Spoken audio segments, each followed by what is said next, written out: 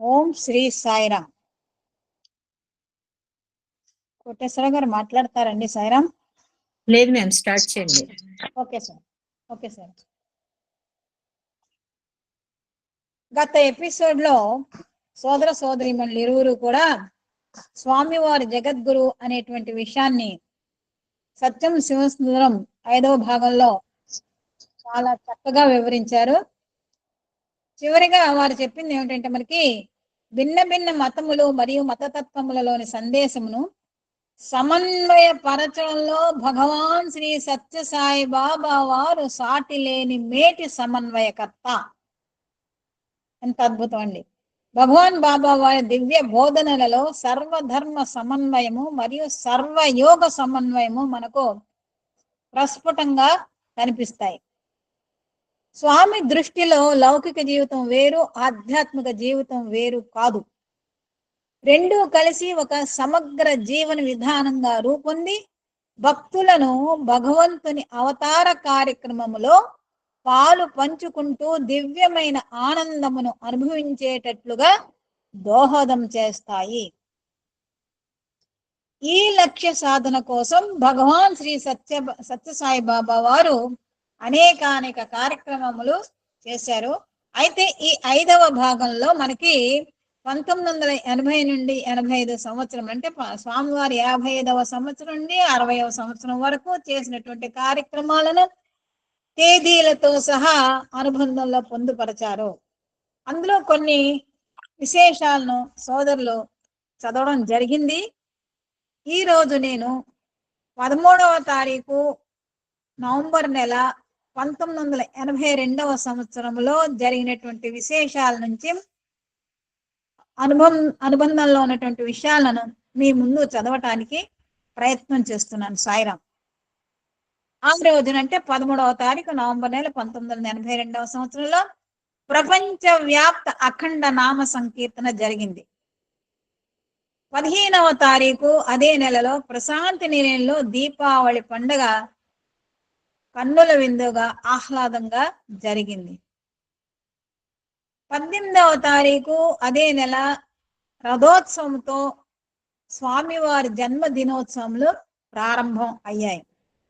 ఈ రథోత్సవంలో శ్రీ వేణుగోపాల స్వామివారి రథోత్సవంతో స్వామివారి జన్మదిన వేడుకలు ప్రతి సంవత్సరం కూడా ప్రారంభమైనట్లే ఆ సంవత్సరంలో కూడా ప్రారంభమైంది కన్నుల పండుగ.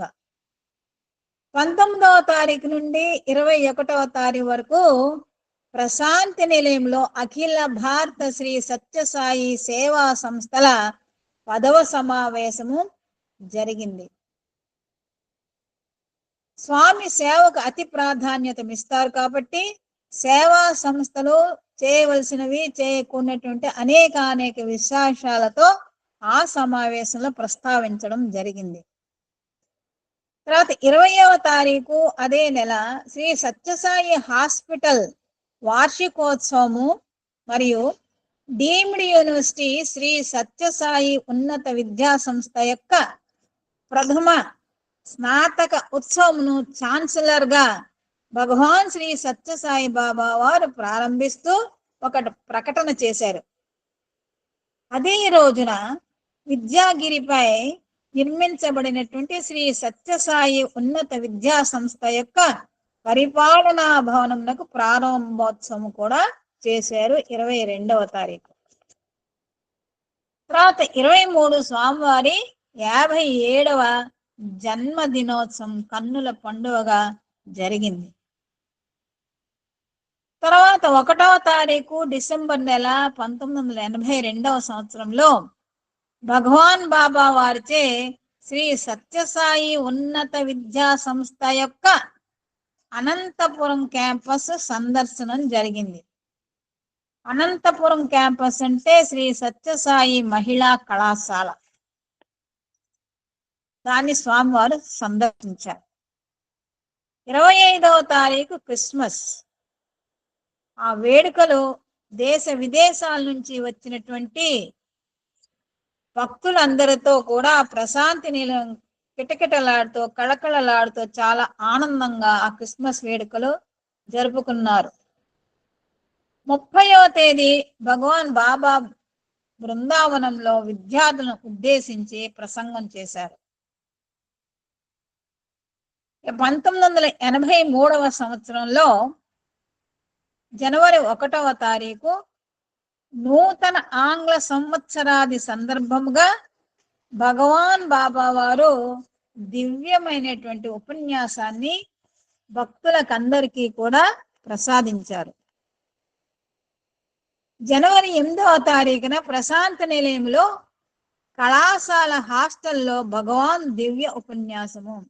భక్తులకందరికీ ఒక స్టేజ్లో ఉంటారు, డిఫరెంట్ స్టేజెస్లో ఉంటారు కాబట్టి వాళ్ళకి తగ్గ ఉపన్యాసము.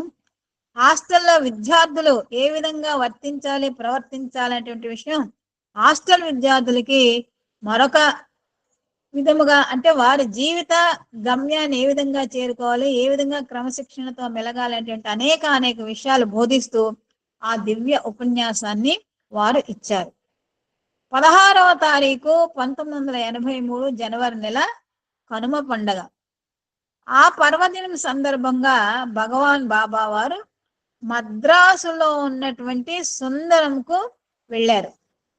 భగవాన్ ప్రశాంతి పతాకమును ఎగరవేసి అక్కడ నూతనముగా నిర్మించబడిన శాంతి వేదిక మంటపమును ఆవిష్కరించారు. పుట్టపర్తిలో మనకు ఒక శాంతి వేదిక ఉంది, సుందరంలో కూడా మరొక శాంతి వేదిక మంటపాన్ని స్వామివారు ఆవిష్కరించారు. 19వ తేదీ జనవరి నెలలో అదే సంవత్సరం భగవాన్ బాబా వారు పెరంబూరులో దక్షిణ రైల్వే ఉద్యోగుల సంఘము నెలకొల్పిన ట్రేడ్ యూనియన్ కళాశాలకు ప్రారంభోత్సవం చేశారు. 21వ తేదీ జనవరి నెల భగవాన్ బాబా వారు మద్రాసు నుండి బొంబాయి వెళ్ళారు. 23వ తేదీ జనవరి నెల అదే సంవత్సరం బొంబాయిలో లయన్స్ క్లబ్ యొక్క ప్రాంతీయ సమావేశంను ఉద్దేశించి బాబా వారు ప్రసంగించారు. మరియు మానవతా విలువల బోధనా కార్యక్రమంలో ప్రాథమిక ఉపాధ్యాయులకు శిక్షణ ఇచ్చే జోనల్ ట్రైనింగ్ సెంటర్ భవనమునకు భగవాన్ బాబా శంకుస్థాపన చేశారు. 11వ తేదీ ఫిబ్రవరి నెల 1983వ సంవత్సరంలో ప్రశాంతి నిలయంలో మహాశివరాత్రి ఉత్సవం కన్నుల పండుగగా వేలాది మందుల భక్తుల మధ్యలో జరిపింది. 17వ తేదీ ఫిబ్రవరి నెల 1983 బెంగుళూరులోని జయనగర్లో గల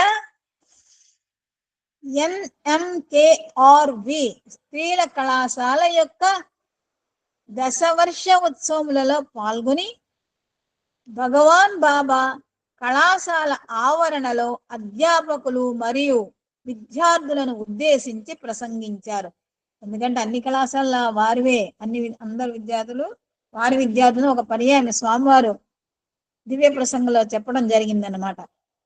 17వ తేదీ మార్చి నెల 1983వ సంవత్సరంలో ప్రశాంతి నిలయములో 680 మంది వటువులకు సామూహిక ఉపనయనం చేశారు. 3వ తేదీ ఏప్రిల్ నెల 1983వ సంవత్సరంలో భగవాన్ బాబా వారు బృందావనం నుండి హైదరాబాదుకు బయలుదేరారు. 6వ తేదీ ఏప్రిల్ నెలలో భగవాన్ బాబా మధ్యలో విజయవాడ మీదుగా గుంటూరు వెళ్ళి అక్కడ జిల్లా సత్యసాయి సేవా సంస్థచే నిర్మించబడిన శ్రీ సత్యసాయి శాంతి సుధ అనే నూతన మందిరమునకు ప్రారంభోత్సవం చేశారు. 7వ తేదీ ఏప్రిల్ నెలలో రాజమండ్రిలోని గురుకులంలో నిర్మించబడిన విద్యార్థుల నూతన హాస్టల్ భవనమును భగవాన్ బాబా వారు ప్రారంభించారు. ఏలూరు, కొవ్వూరు పట్టణములను కూడా వారు సందర్శించారు. వెస్ట్ గోదావరి చాలా అదృష్టం చేసుకుంది, ఎందుకంటే ఎన్నో పర్యాయాల స్వామివారు తమ దివ్య దర్శనాన్ని ప్రసాదించారు. స్వామి అంటారు west Godavari is the best అంటారు అన్నమాట. సాయిరాం అది మేము నిలుపుకోవాలి. 8వ తారీఖు ఏప్రిల్ నెలలో తెల్లవారుజామునే హైదరాబాదుకు ప్రయాణమై సాయంత్రానికి బృందావనంకు తిరిగి వచ్చారు. ఏం తిరుగుతున్నారండి. 21వ తేదీ ఏప్రిల్ నెలలో ప్రశాంతి నిలయంలో శ్రీరామనవమి ఉత్సవం వైభవోపేతంగా జరిగింది. 6వ తేదీ మే నెలలో 1983వ సంవత్సరంలో ప్రశాంతి నిలయంలో ఈశ్వరమ్మ సంస్మరణ దినం జరపబడింది. అదే మనం ఈనాడు బాల వికాస్ దినోత్సవంగా చేసుకుంటున్నాం కదా. 11వ తారీఖు మే నెలలో భగవాన్ బాబా వారు బృందావనం నుండి బొంబాయి వెళ్ళారు. 17వ తేదీ మే నెలలో బృందావనంలో నూతన మందిరం త్రయీ బృందావనం నిర్మాణమునకు భగవాన్ భూమి పూజ చేశారు. అంటే 6 రోజులు బొంబాయి వెళ్ళడం మళ్ళా బృందావనం రావడం జరిగింది. 19వ తేదీ మే నెలలో ముద్దెనహళ్ళిలోని శ్రీ సత్యసాయి గ్రామములో భగవాన్ బాబా వారు అళికే మరియు ముద్దెనహళ్ళిలోని విద్యా సంస్థలలో పనిచేసే ఉపాధ్యాయుల కొరకు 15 రోజుల ఆధ్యాత్మిక మరియు విద్యా శిబిరమును ప్రారంభించారు. విద్యతో పాటు ఆధ్యాత్మిక విద్య చాలా అవసరం కాబట్టి ఆ 2 ఉపాధ్యాయులకు ఉపదేశిస్తే భవిష్యత్తులో పిల్లలు కూడా విద్యార్థులు కూడా బాగుంటారు. అదే దేశ సౌభాగ్యానికి రక్ష. అందువలన స్వామి ఎన్ని విధాలుగానో ఉపాధ్యాయులను విద్యార్థి తీర్చిదిద్దడానికి ఎంతో కృషి చేశారు. 16వ తేదీ జూన్ నెలలో నూతన విద్యా సంవత్సర ప్రారంభము సందర్భముగా భగవాన్ బాబా వారు ప్రశాంతి నిలయములో శ్రీ సత్యసాయి ఉన్నత విద్యా సంస్థ యొక్క సభా ప్రాంగణములో దివ్య ఉపన్యాసాన్ని చేశారు. నూతన విద్యా సంస్థ అంటే ఆ రోజు న్యూ అకాడమిక్ స్టార్ట్ అవుతుంది కాబట్టి విద్యార్థులంతా తమ తమ ఇళ్ల నుండి సెలవుల తర్వాత విచ్చేశారు. వాళ్ళకి చక్కగా ఒక ఉపన్యాసం ఇచ్చి వాళ్ళని ఇంకాస్త ప్రోత్సహించారన్నమాట. 12వ తేదీ జూలై నెలలో రంజాన్ పండుగ సందర్భంగా భగవాన్ బాబా వారి దివ్యోపన్యాసాన్ని ప్రసాదించారు. 22వ తారీఖు జూలై నెలలో ప్రశాంతి నిలయంలో భగవాన్ బాబా వారిచే భద్రతా శిక్షణ సంస్థ ప్రారంభం. ఈ సందర్భంగా భగవాన్ ప్రశాంతి నిలయంలో పండుగలు మరియు కొన్ని ప్రత్యేక సమయములలో వచ్చే అశేష భక్త జన సందోహమును క్రమ పద్ధతిలో ప్రవేశపెట్టుటకు భద్రతా దళం సెక్యూరిటీ గార్డ్స్ అన్నమాట పేరుతో ఏర్పాటు చేయబడిన ఒక ప్రత్యేక టాస్క్ ఫోర్సుకు 3 రోజుల శిక్షణా శిబిరమును కూడా ప్రారంభించారు. 24వ తేదీ జూలై నెలలో ప్రశాంతి నిలయంలో గురు పూర్ణిమ పండుగ జరపబడింది. ఈ సందర్భంగా భగవాన్ బాబా వారు శ్రీ సత్యసాయి ఉన్నత విద్యా సంస్థలో విద్యార్థులు ఉపాధ్యాయుల కొరకు ఒక సమాజ సేవా కార్యక్రమమును ప్రారంభించారు. ఆగస్టు నెలకు వస్తే 14వ తేదీ ఆగస్టు నెలలో ప్రశాంతి నిలయములోని కళాశాల హాస్టల్లో భగవాన్ బాబా వారు తమ దివ్య ఉపన్యాసమును విద్యార్థులకు ప్రసాదించారు. 14వ తేదీ నుండి 18వ తేదీ ఆగస్టు వరకు భారతదేశము మరియు విదేశములలోని బాల వికాస్ గురువులకు ప్రశాంతి నిలయములో శిక్షణా తరగతులు జరిపించారు. 22వ తేదీ ఆగస్టు నెలలో ప్రశాంతి నిలయంలో కేరళ వారిచే ఓణం పండగ కన్నుల పండువగా జరుపబడింది. 31వ తేదీ ఆగస్టు నెలలో ప్రశాంతి నిలయంలో శ్రీకృష్ణ జన్మాష్టమి పండగ అంగరంగ వైభవంగా జరుపబడింది.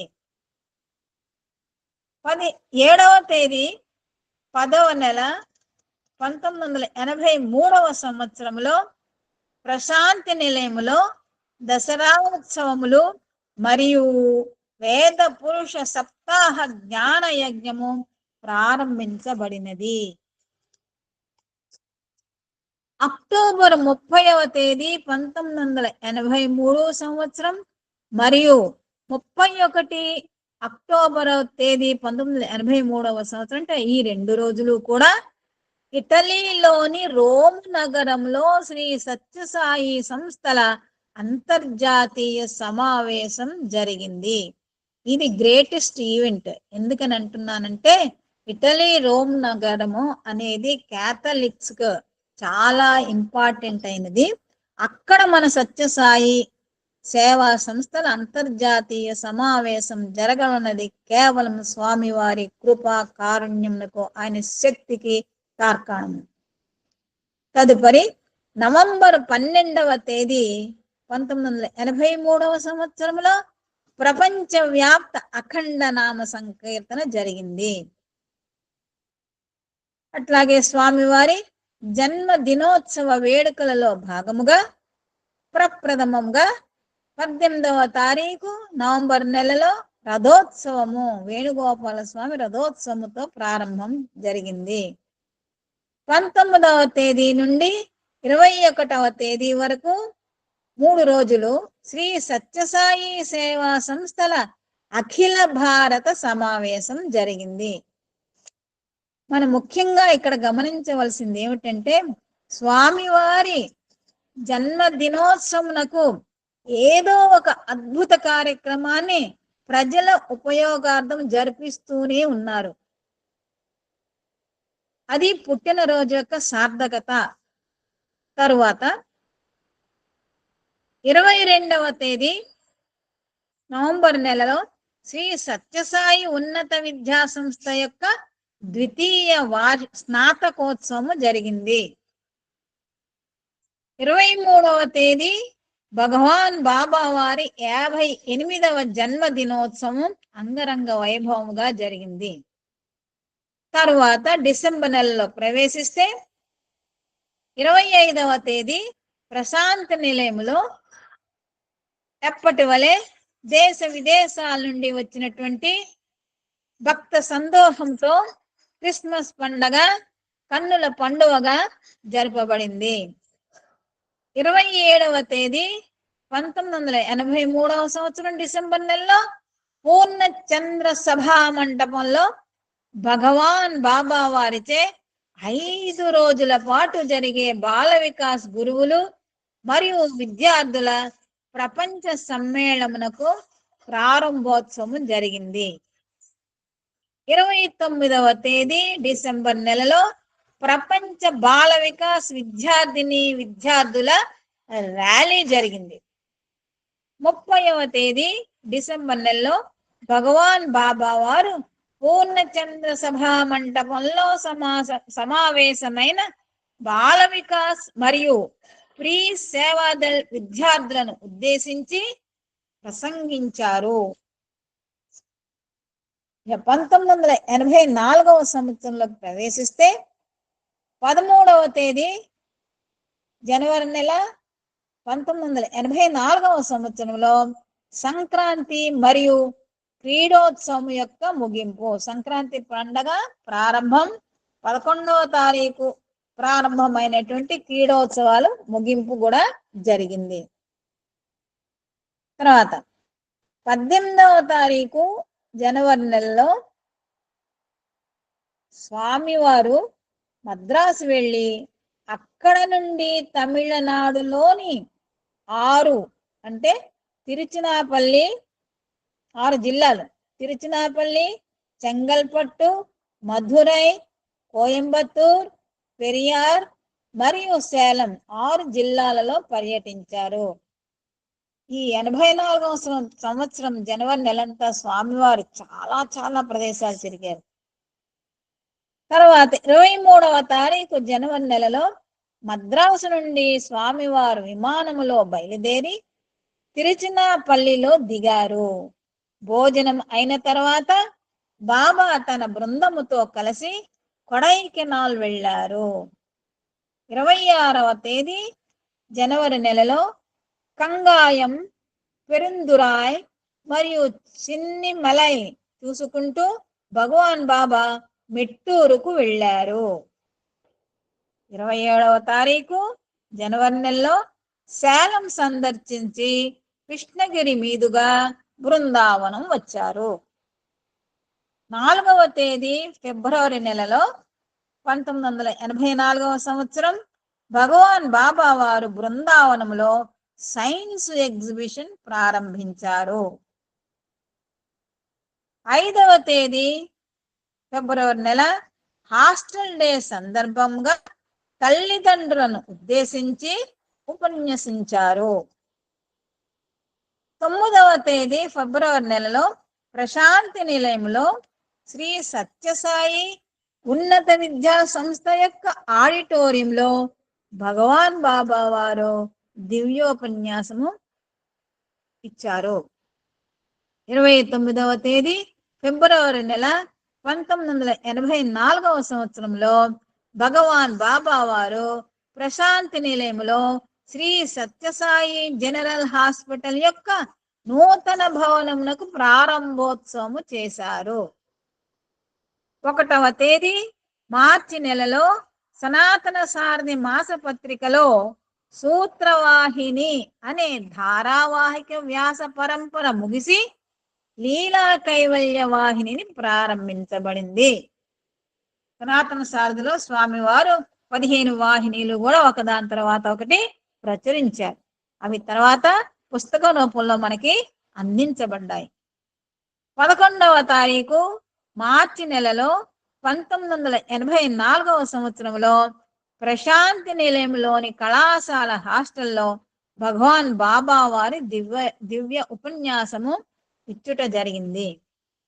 19వ తేదీ మార్చి నెలలో భగవాన్ బాబా వారు శ్రీ సత్యసాయి ఉన్నత విద్యా సంస్థ మరియు భారతీయ విశ్వవిద్యాలయాల సమాఖ్య కలిసి పరీక్షా విధానములో సంస్కరణలు అనే అంశముపై 5 రోజుల పాటు నిర్వహించబడే వర్క్ షాపును ప్రారంభించారు. స్వామివారి టచ్ చేయని అంశం ఏదీ లేదండి. అన్నిట్లో స్వామివారి ప్రతిభ, పాఠవం ఏ విధంగా ఉండాలనేటువంటి విషయాలు చాలా చక్కగా బోధించడం జరిగింది. 23వ తేదీ మార్చి నెలలో శ్రీ సత్యసాయి ఉన్నత విద్యా సంస్థ ఆడిటోరియంలో నిర్వహించబడిన పై వర్క్ షాప్ యొక్క అంటే పరీక్షా విధానంలో సంస్కరణటువంటి వర్క్ షాప్ యొక్క ముగింపు ఉత్సవం జరిగింది. ఏప్రిల్ 2వ తేదీ ప్రశాంతి నిలయంలో ఉగాది పండుగ జరపబడింది. 10వ తారీఖు ఏప్రిల్ నెలలో బృందావనంలో శ్రీరామనవమి ఉత్సవము. ఉగాది పండుగ ప్రశాంతి నిలయంలో, శ్రీరామనవమి బృందావనంలో జరిగింది. అక్కడ విద్యార్థులను ఇక్కడ విద్యార్థులను కూడా స్వామివారు ఆనందపరిచారు తమ రాకతో. 11వ తేదీ ఏప్రిల్ నెలలో భగవాన్ బాబా వారు కొందరు ఎంపిక చేసిన భక్తులను తీసుకుని తెల్లవారుజామున బృందావనం నుండి బయలుదేరి మధ్యాహ్నం 2:30 గంటలకు ఊటీలోని శ్రీ సత్యసాయి విద్యా విహార్కు చేరుకున్నారు. 13వ తేదీ ఏప్రిల్ నెలలో భగవాన్ బాబా వారు విద్యా విహార్లోని తమిళ సంవత్సరాది నాడు గణేష్ మందిరమునకు ప్రారంభోత్సవం చేశారు. ఆ రోజున గణేశ విగ్రహము అడుగున ప్రతిష్ఠించేందుకు ఒక బంగారు యంత్రమును కూడా సృష్టించారు. 26వ తేదీ ఏప్రిల్ నెలలో బెంగుళూరులోని వైట్ ఫీల్డ్ ఆశ్రమంలో నూతనముగా నిర్మించబడిన త్రయీ బృందావనం మందిరములో భగవాన్ బాబా వారు ప్రవేశించారు. గృహప్రవేశం. 6వ తేదీ మే నెలలో బృందావనంలో ఈశ్వరమ్మ సంస్మరణ దినం వేడుకలు జరిగాయి. ఈశ్వరమ్మ గారు మాతృశ్రీ ఈశ్వరమ్మ గారు బృందావనంలోనే తమ అంతిమ శ్వాస విడిచారు 1972వ సంవత్సరంలో. అక్కడే అంటే 1984వ సంవత్సరంలో అంటే 12 సంవత్సరాల తర్వాత ఈశ్వరమ్మ గారి సంస్మరణ దినం వేడుకలు స్వామి ఆధ్వర్యంలో జరిగాయి. 11/5/1984వ సంవత్సరంలో భగవాన్ బొంబాయికి ప్రయాణం అయ్యారు. 12వ తేదీ మే నెలలో ధర్మక్షేత్రం యొక్క 16వ వార్షికోత్సవం జరిపించారు. 14/5/1984వ తేదీన భగవాన్ బాబా వారు బ్రాబోన్ స్టేడియంలో ఇండియన్ మర్చెంట్స్ ఛాంబర్ సభ్యులను ఉద్దేశించి ప్రసంగించారు. 19వ తారీఖు మే నెలలో భగవాన్ అక్కడ నుండి హైదరాబాదుకు విచ్చేశారు. 20వ తేదీ మే నెలలో హైదరాబాదులోని శివంలో భగవాన్ బాబా వారు ఆంధ్రప్రదేశ్ రాష్ట్ర సేవాదళ్ సమావేశమును ప్రారంభిస్తూ దివ్యోపన్యాసం చేశారు. సేవాదళ్ మనకి అప్పుడే ప్రారంభమైంది. 29వ తేదీ మే నెలలో భగవాన్ విమానములో మదురైకి చేరుకుని అక్కడ నుండి కారులో కొడైకెనాల్ వెళ్ళారు. సమ్మర్ కోర్స్ కదా, పిల్లలకి ఇస్తారు అది. 2వ తేదీ జూలై నెలలో భగవద్గీతపై ప్రశాంతి నిలయంలో వరుసగా ప్రతిరోజు భగవాన్ బాబా వారి దివ్య ఉపన్యాసములు ప్రారంభం జరిగింది. 13వ తేదీ ప్రశాంతి నిలయంలో గురు పూర్ణిమ ఉత్సవం కన్నుల పండుగగా జరిగింది. 16వ తేదీ ఆగస్టు నెలలో భగవాన్ బాబా వారిచే బుక్కపట్నంలో నూతనమైన పాఠశాల భవనమునకు ప్రారంభోత్సవం జరిగింది. 19వ తేదీ ఆగస్టు నెలలో ప్రశాంతి నిలయంలో శ్రీకృష్ణ జన్మాష్టమి పండుగ కన్నుల పండుగగా అంగరంగ వైభవంగా గోవులను తీసుకొచ్చి చక్కగా జరిపించారు. 30వ తేదీ ఆగస్టు నెలలో 1984వ సంవత్సరంలో ప్రశాంతి నిలయంలో గణేష్ చతుర్థి అంటే వినాయక చవితి చక్కగా విద్యార్థులచే గురువులచే అందరిచే చక్కగా జరిపించబడింది. 7వ తేదీ సెప్టెంబర్ నెలలో ప్రశాంతి నిలయంలో ఓణం పండగ జరపబడింది. 26వ తేదీ సెప్టెంబర్ నెలలో ప్రశాంతి నిలయంలో దసరా ఉత్సవాలు ప్రారంభం గావించబడ్డాయి. 24వ తేదీ ప్రశాంతి నిలయంలో 24వ తేదీ అక్టోబర్ దీపావళి పండుగ చక్కగా విద్యార్థులచే అనేక దీపావళి సామానం వెలిగిస్తూ స్వామివారు ఆనందిస్తూ విద్యార్థులను భక్తులను ఆనందపరుస్తూ చక్కగా దీపావళి పండుగను జరిపించారు. 10వ తేదీ నవంబర్ నెలలో ప్రపంచవ్యాప్త అఖండ నామ సంకీర్తన ప్రారంభమైంది. 15వ తారీఖు నవంబర్ నెలలో నుండి 17-11-1984 వరకు శ్రీ సత్యసాయి సేవా దర్శన్ అనే పేరుతో గ్రామ సేవా కార్యక్రమాల ప్రదర్శన జరిగింది. అంటే 3 రోజులు. 18వ తారీఖు నవంబర్ నెలలో పూర్ణచంద్ర సభా మంటపములో భగవాన్ బాబా వారిచే ప్రథమ అంతర్జాతీయ సేవాదళ్ సమావేశమునకు ప్రారంభోత్సవము జరిగింది. ఈ సమావేశములో భారతదేశములోని అన్ని ప్రాంతముల నుండి మరియు 20 దేశాల నుండి వచ్చిన 8500 మంది సేవాదళ్ ప్రతినిధులు పాల్గొన్నారు. 22వ తేదీ నవంబర్ నెల శ్రీ సత్యసాయి ఉన్నత విద్యా సంస్థ యొక్క తృతీయ స్నాతక ఉత్సవము జరిగింది.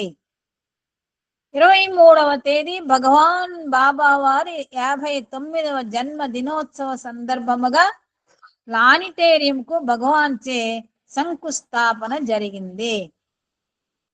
25వ తేదీ డిసెంబర్ నెలలో ప్రశాంతి నిలయంలో ఎప్పటి వలె దేశ విదేశ భక్తులచే క్రిస్మస్ ఉత్సవాలు అంగరంగ వైభవముగా దీపకాంతులతో చక్కగా జరపబడింది.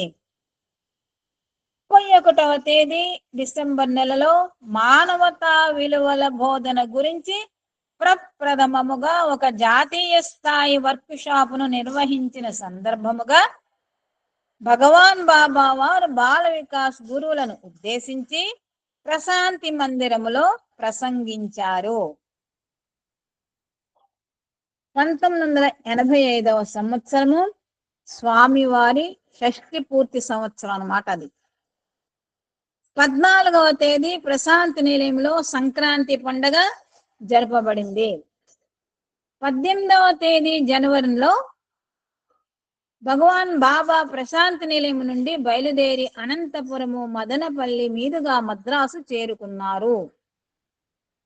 21వ తేదీ జనవరి నెలలో మద్రాసులోని అన్నానగర్లో గల తిరుమంగళం కాలనీలో పునరుద్ధరింపబడిన దేవాలయములో భగవాన్ బాబా వారు తిరువీధి అమ్మన్ విగ్రహములకు మహాసంప్రోక్షణం చేశారు. 22వ తేదీ జనవరి నెలలో భగవాన్ బాబా వారు సుందరం మందిరంలో తమిళనాడు రాష్ట్ర స్థాయి సేవా సంస్థలు దత్తత తీసుకున్నటువంటి 300 గ్రామములలో సేవ చేస్తున్న క్రియాశీలక కార్యకర్తలను ఉద్దేశించి ప్రసంగించారు. 25వ తేదీ జనవరి నెల 1985వ సంవత్సరంలోనే భగవాన్ ఎబట్స్బరీలో శ్రీ సత్యసాయి సేవాదళ సభ్యుల కొరకు ఆరోగ్యము మరియు పరిశుభ్రత అనే అంశముపై నిర్వహించబడిన వర్క్ షాపును ప్రారంభించారు. 26వ తేదీ జనవరి నెలలో భగవాన్ బొంబాయి అకోలా పర్యటన ధర్మక్షేత్రములో భాగముగా భగవాన్ మానవాభ్యుదయ క్షేత్రమును ప్రారంభించారు. ఈ నూతన భవనములో మానవతా విలువల బోధనా సంస్థ మరియు శ్రీ సత్యసాయి ట్రైనింగ్ స్కూలు రెండూ కూడా పనిచేస్తూ ఉంటాయి. ఇది 26వ తేదీ నుండి 29వ వరకు, అంటే 3 రోజులు చేసినటువంటి కార్యక్రమం బొంబాయిలో. 17వ తేదీ ప్రశాంతి నిలయంలో మహాశివరాత్రి పర్వదినం అంగరంగ వైభవంగా ఎప్పటి వలె జరిగినది. 20వ తేదీ మార్చి నెల మరియు 21వ తేదీ మార్చి నెలలో ఢిల్లీ నుండి వచ్చిన విద్యావేత్తలకు భగవాన్ ఇంటర్వ్యూ ప్రసాదించారు. 22 మార్చి నెల అదే సంవత్సరంలో ప్రశాంతి నిలయంలో ఉగాది పండుగ జరపబడింది. తర్వాత మే నెల 4వ తేదీ మే నెలలో తమిళనాడు రాష్ట్రంకు చెందిన శ్రీ సత్యసాయి సేవా సంస్థ యొక్క వెస్ట్ జోన్ విభాగము మధురైలోని అరవింద్ నేత్ర వైద్యశాలలో కలిసి అరవింద్ నేత్ర వైద్యశాలతో కలిసి ఈశ్వరమ్మ హై స్కూలులో నిర్వహించిన ఉచిత నేత్ర వైద్య శిబిరమును భగవాన్ బాబా ప్రారంభించారు. 6వ తేదీ ప్రశాంతి నిలయంలో ఈశ్వరమ్మ సంస్మరణ దినోత్సవం జరిగినది. 13వ తేదీ ప్రశాంతి నిలయంలో విద్యార్థులను ఉద్దేశించి భగవాన్ బాబా వారి దివ్య ఉపన్యాసము జరపబడినది. సాయిరామ్, నాకు ఇచ్చిన టైం అయిపోయిందండి. సాయిరామ్, ఈ అద్భుత అవకాశం ఇచ్చినట్టు గురువు గారికి కృతజ్ఞతలు. ఈ విధంగా స్వామివారు చేపట్టినటువంటి అనేక కార్యక్రమాలను చదివి అర్థం చేసుకుని నలుగురితో పంచుకునే అవకాశాన్ని ప్రసాదించినటువంటి భగవాన్ బాబా వారికి, వారి దివ్య పాదపద్మలకు కృతజ్ఞత తెలియజేసుకుంటున్నాను. నా సోదర సోదరీమణులందరికీ కూడా హృదయపూర్వక ప్రేమపూర్వక సాయిరామ్. సాయిరామ్, అందరికీ సాయిరామ్ అండి. Thank you so much madam.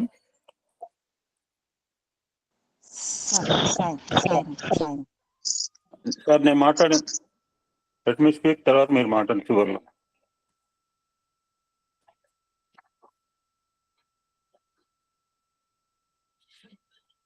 Thank you Shankar Saraswati గారు. నేను జిఎల్ సరస్వతి అనుకున్నాను. సరే, ఎవరైనా సరస్వతే కదా. Sairam Sairam Sai.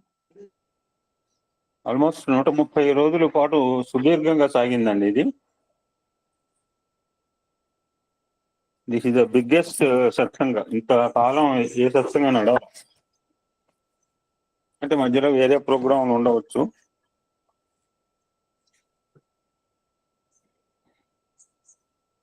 So done for nearly 130 days.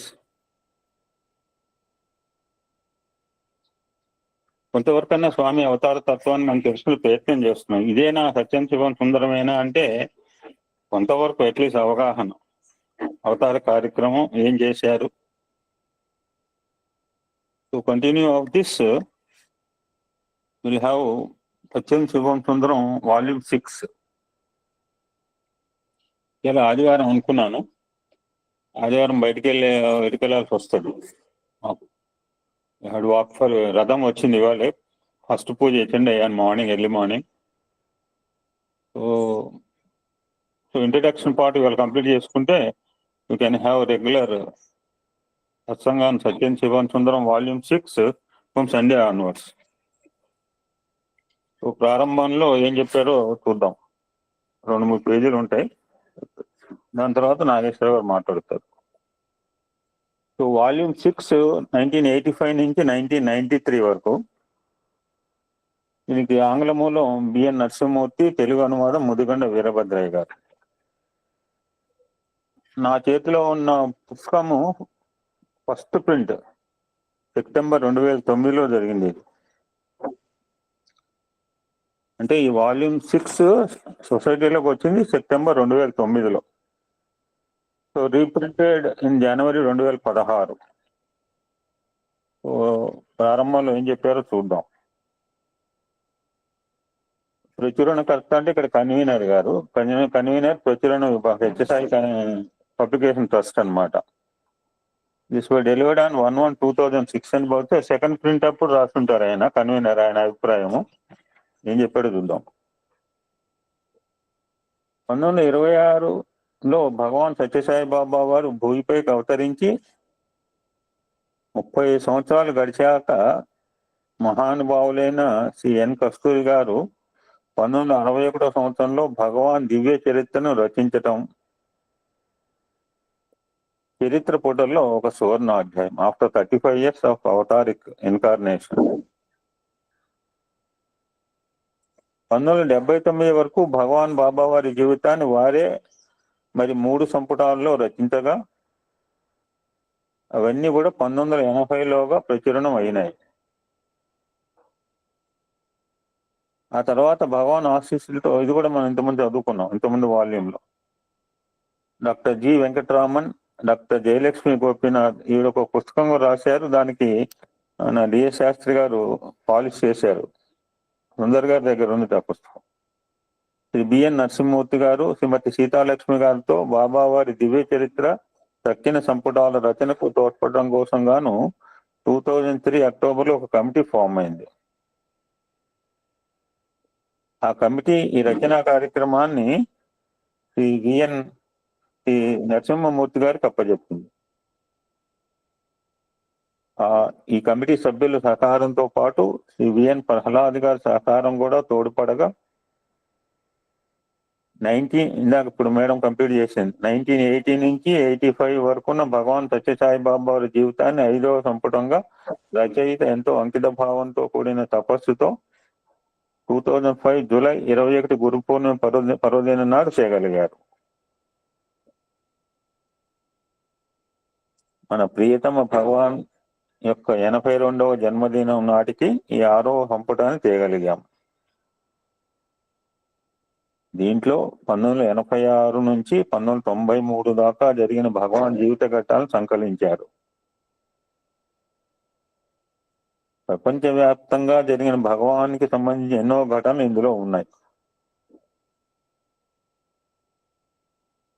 భగవాన్ తన సంకల్పం సిద్ధించడానికి విశ్వవ్యాప్తంగా ఉన్న అనేక భక్తులకు తమ కార్యక్రమంలో పాలు పంచుకునే అవకాశం కల్పించి వారిని అందరినీ ధన్యులను చేశారు. అట్లాంటి అనేక భక్తుల నుంచి విశేషీకరణ చేయడమే కాకుండా స్వయంగా తాను శ్రీ సత్యసాయి అందులో నరసింహమూర్తి గారు అనమాట. సత్యసాయి యూనివర్సిటీ ప్రశాంతి నిలయం బృందావనాల్లో వార్డెన్ గా ఉండటం వల్ల చూసిన అనేక విషయాలను ఈ సంపుటిలోకి తీసుకొచ్చారు ఆయన. ఈ 6వ సంపుటిని ప్రస్తుతం తెలుగు భాషలో ప్రచురిస్తున్నాం. ఆచార్య ముదిగొండ వీరభద్రయ్య గారు వీరభద్రయ్య గారు అంటే అందరికి తెలుసు. మేము కూడా ఆయన సత్సంగాలు ఫిజికల్ గా విన్నాం ఆదిలాబాద్ జిల్లాలో. ఇంగ్లీష్ నుంచి దీని తెలుగులోకి అనువదించారు. వారు శ్రీ సత్యసాయి యూనివర్సిటీలో ఆనరరీ తెలుగు ప్రొఫెసర్. వారు ఇంతకు ముందే భగవాన్ బాబా గురించి కొన్ని గ్రంథాలు రాశారు. ఇస్లాపు, కస్తూరి వంటి మహాభక్తులు స్వామి గురించి రాసిన కొన్ని గ్రంథాలను తెలుగులోకి అనువదించారు. సులభ గ్రాహ్యమయ్యే రీతిలో ఇప్పుడు ఈ సంపుటాన్ని కూడా వారు తెలుగులోకి తెచ్చారు. ఈ సంపుటి కూడా తక్కిన సంపుటాల్లాగానే అవతార కార్యక్రమంలో పాలు పంచుకున్న అశేష భక్తులకు ప్రోత్సాహం కలిగించేట్లుగా భగవాన్ ఆశీర్వదించాలని ప్రార్థిస్తూ దీని వారి దివ్య చరణారవిందాలు సమర్పిస్తున్నాము అని కన్వీనర్ ప్రచురణ విభాగం వారి మాటలు అన్నమాట. తర్వాత ఈ తెలుగులో ట్రాన్స్లేట్ చేసిన శ్రీ ముదిగొండ వీరభద్రయ్య గారు, ఈ ఆనరరీ ప్రొఫెసర్, ఈ సత్యసాయి విశ్వవిద్యాలయం వారి మాటలు ఇంత ముందు మాటలు. Return on 1/5/2008. ఇంకా బుక్ రాకముందే అన్నమాట. పాఠకులతో ముఖాముఖి.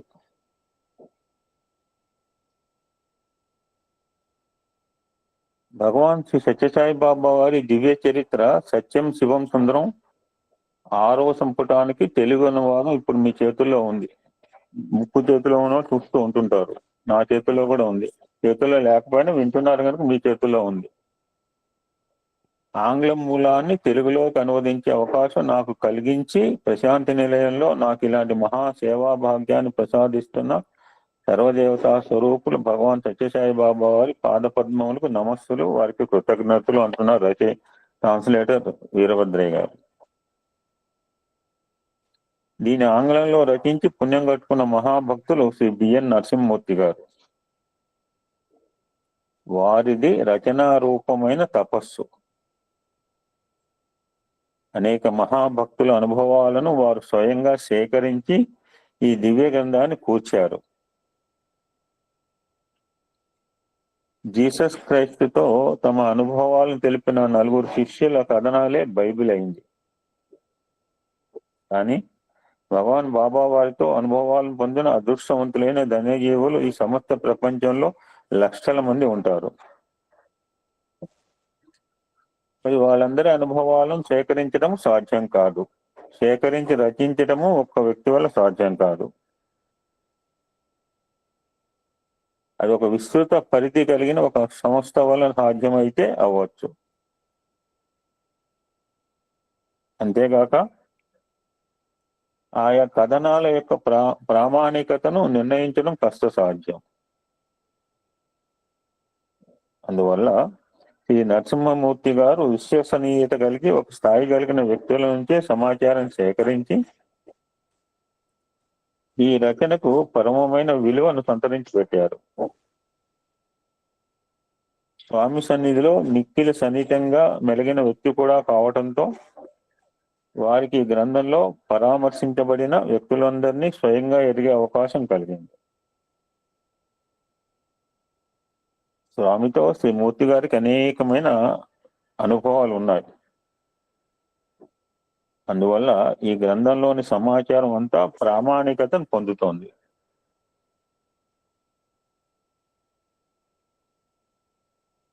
భగవాన్ శ్రీ సత్యసాయి బాబా వారి మౌనమాత్రులు సంపూర్ణంగా అర్థం చేసుకోవడం చాలా కష్టం. ఒక్కొక్కసారి అంటే స్వామి మాటలు, ఒక్కొక్కసారి నేను గాలిలో ఏదో రాస్తున్నట్లుగా మీకు కనిపిస్తూ ఉంటుంది. నేను అలా ఎందుకు చేస్తున్నానో తెలుసుకోవాలనే కుతూహలంతో ఉంటారు ప్రజలు.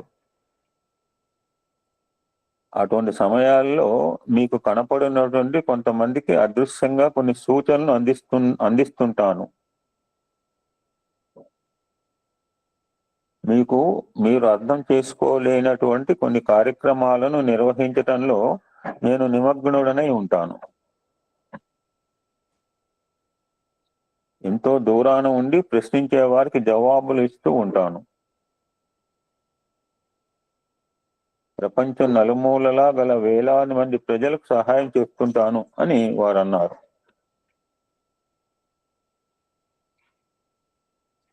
ఇట్లా వారు ఎన్ని చేస్తున్నా వారిని అర్థం చేసుకోగలటం మన తరం కాదు.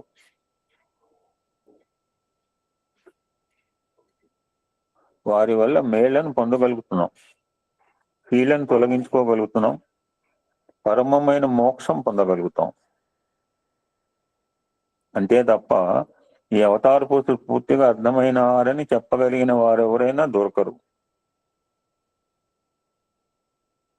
అందువల్ల మూల గ్రంథ రచయిత నరసింహమూర్తి గారు ఈ గ్రంథం చివరి వాక్యాలుగా భగవాన్ తనని తాను ఎంతగా వివరించదలుచుకున్నారో అంత మాత్రమే అర్థమవుతారని, లేక మనల్ని మనం ఎంతగా తెలుసుకోగలుగుతామో అంత మాత్రమే వారు అర్థమవుతారని రాశారు. అది 58 మంది ఉన్నారు స్వామి గురించి అంటే 58 మందికి 58 రకాలుగా అండర్స్టాండ్ అవుతారు. ఒక రకంగా అవ్వాలని లేడు. రచయితే రాశారు. ఇది ముమ్మాటికి పరమ సత్యం. స్వామి సన్నిధిలో సార్థక జీవనం గడిపిన సాధకుడే ఈ మాటల్ని రాయగలడు. భగవాన్ శ్రీ సత్యసాయి బాబా వారి జీవిత చరిత్రను మొదటి 4 సంపుటాల్లో రచించింది శ్రీ కస్తూరి మహాశయులు. 5వ సంపుటాన్ని, ఇప్పుడు 6వ సంపుటాన్ని రచించి శ్రీ నరసింహమూర్తి గారు బ్రాకెట్లో ఎన్ కస్తూరి గారు సాయిక్యమైన తర్వాత మానస ప్రయత్నం లోపం లేకుండా తమ బాధ్యతను చక్కగా నిర్వర్తించారు. భగవాన్ చేసిన అద్భుతాలే కాక భగవాన్ ఏ మానవతా విలువల ప్రతిష్టాపన కోసం శరీర ధారణ చేశారో వాటిని వారు తమ గురు పూర్ణిమ సందేశాల్లో కానీ, మేనేజ్మెంట్ పిల్లలకి ఇచ్చిన ఉపన్యాసాల్లో కానీ ఎలా ఇమిడించి ప్రకటించారో మూల గ్రంథ రచయిత సందర్భోచితంగా ఈ రచనలో ఎంతో వివరంగా తెలిపారు. ఈ 6వ సంపుటంలో ఎన్నో సదంశాలతో పాటుగా భగవాన్ వ్యవస్థాపించిన సూపర్ స్పెషాలిటీ హాస్పిటల్ గురించి సమగ్రమైన సమాచారం ఉన్నది. ఎందుకంటే 93 అంటే 91లో హాస్పిటల్ వచ్చింది కనుక. స్వామి భగవంతుడా చేస్తున్న మానవ సేవకు, వైద్యులు చేస్తున్న సత్పరిణామానికి, వారు వ్యవస్థాపిస్తున్న మానవతా విలువలకు ఈ ఆసుపత్రి గురించి రచయిత సమాచారం ఎంతో విలువైనది. మనం అదృష్టవంతులం. హాస్పిటల్ గురించి తెలుసుకున్నాం కొన్ని, ఇంకా కొన్ని విషయాలు తెలుసుకోవచ్చు. ఈ ఆసుపత్రి వ్యవస్థాపనకై అవతార పురుషులు ఎంతగా తప్పించి ఎంత కృషి చేశారో మూర్తి గారు ఎంత శ్రద్ధగా విషయ సేకరణ చేసి రాశారు. ఎంతో ఈ అవతారానికి జప తప ధ్యానాలు లేవని స్వామి తన 14వ ఏటనే ప్రకటించినప్పటికీ వారు మానవ జాతి కోసం తప్పించిన క్షణం లేదంటే అందులో అతిశయోక్తి లేదు. ఇదే స్వామి చేసే గొప్ప తపస్సు. ఇప్పుడు విష్ణుమూర్తి కూడా 4 నెలలు యోగ నిద్రలో ఉన్నట్ట. సో ఆ తపస్సుల కన్నా ఈ తపస్సే గొప్పదని వారు చూపుతున్న ఆదర్శమేమో ఇది. ఈ పుస్తకం చదువుతున్నంతసేపు సాయి పరాయణుల మౌతాం. పారాయణ ఫలితం అదే కదా. చదవటం ముగిశాక కూడా సాయీశ్వరుడు మన వెంటనే ఉన్న అనుభూతి కలుగుతుంది. సాయి దివ్య చరిత్ర ప్రభావం అట్లాంటిది. ఫర్ ఎగ్జాంపుల్ మనందరూ చాలా మంది తెలిసిందే ఇప్పుడు చెప్పబోయేది. రచయిత రాశారు, సైబీరియా ఎడారిలో ఉరల్ పర్వత శ్రేణి దగ్గర -40 డిగ్రీల ఉష్ణోగ్రత గల మంచు భూమిలో శివాలయం ఉండటం ఏమిటి? అక్కడ శివలింగానికి లింగాష్టకంతో ఒక రష్యన్ అర్చకుడు అభిషేకం చేస్తుండటం ఏమిటి? మీకు ఈ స్థుతిని ఎవరు నేర్పారని ఆయన అడిగితే నా గురువు ఇక్కడకు కొన్ని రోజులు వచ్చి నేర్పాడంటం ఏమిటి? ఈ గురువు ఎవరును అడిగితే కొవ్వొత్తి ఎత్తి లింగానికి పైన గోడకు వేలాడుతున్న భగవాన్ సత్యసాయి బాబా వారి ఫోటోను గుడ్డి వెలుగులో చూడడం ఏంటి?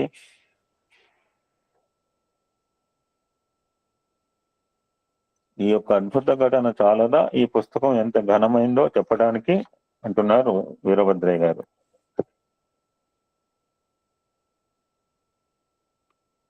ఎన్నెన్నో అద్భుతాలు, ఎంతెంతో సాయి దయా ప్రవాహం, ఎన్నెన్నో సాయి దివ్య సందేశాలు, ఉదయాన్ని కట్టిపడేసే దివ్య చరిత్ర ఘట్టాలు. పిలిస్తే పలికే దైవమే కాదాయన, పిలవకున్నా పలుకుతూ వచ్చే దైవం ఆయన అని రుజువు చేసే గ్రంథం ఇది. సో గ్రంథంలోకి దూకండి, అమృతం ఎక్కడో లేదు, ఇక్కడే ఉందని తెలుసుకోగలుగుతారు. అమృతత్వం ఇవ్వగలిగే మహాదేవుడే సాయి దేవుడని గ్రహించగలుగుతారు అని ముదిగొండ వీరభద్రయ్య గారు వారి యొక్క భావాన్ని రాయటం జరిగింది. చివరిగా ఒక అంశం ఉందండి, దీంతో ఇది అయిపోతుంది ఇంట్రడక్షన్ పార్ట్. సో ఇంగ్లీష్ రచయిత బిఎన్ నరసింహమూర్తి గారు వారి మనోభావాలను ఈ పుస్తకానికి 2007 నవంబర్ 23 నాడు ఆయన రాసింది ఆముఖం.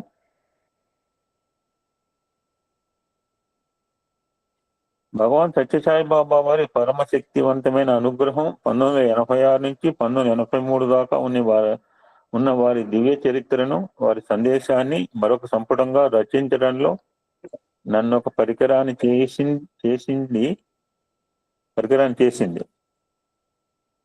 నా జీవితానికి సంతృప్తి భావాన్ని కలిగించిన వారి ఆశీస్సులకు నేను సర్వదా రుణగ్రస్తుని.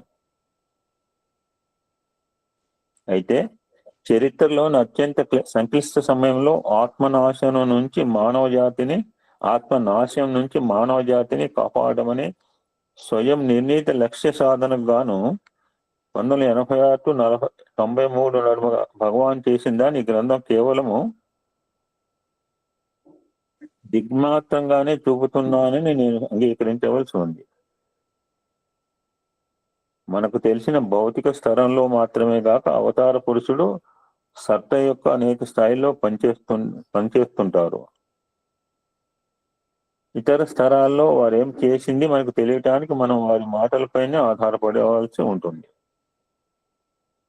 వాటిలో కొన్ని ఈ గ్రంథంలో సంకలించడం జరిగింది.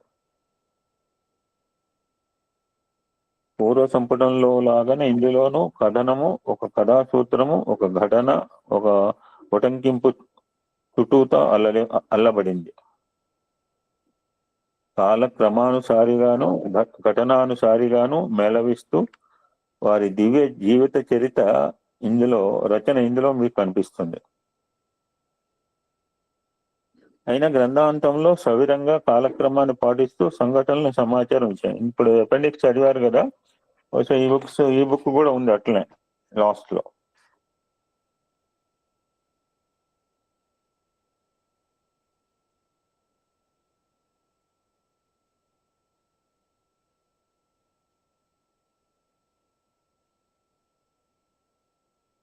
ఈ సంఘటనలో చాలా వాటిని దగ్గర నుంచి చూసే అదృష్టం నాకు కలిగింది.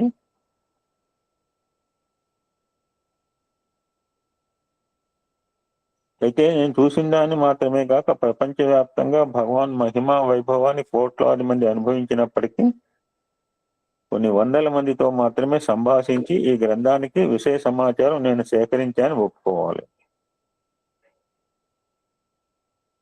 ప్రామాణికత్వానికి ఈ గ్రంథంలో అత్యంత ప్రాధాన్యం ఇచ్చాను.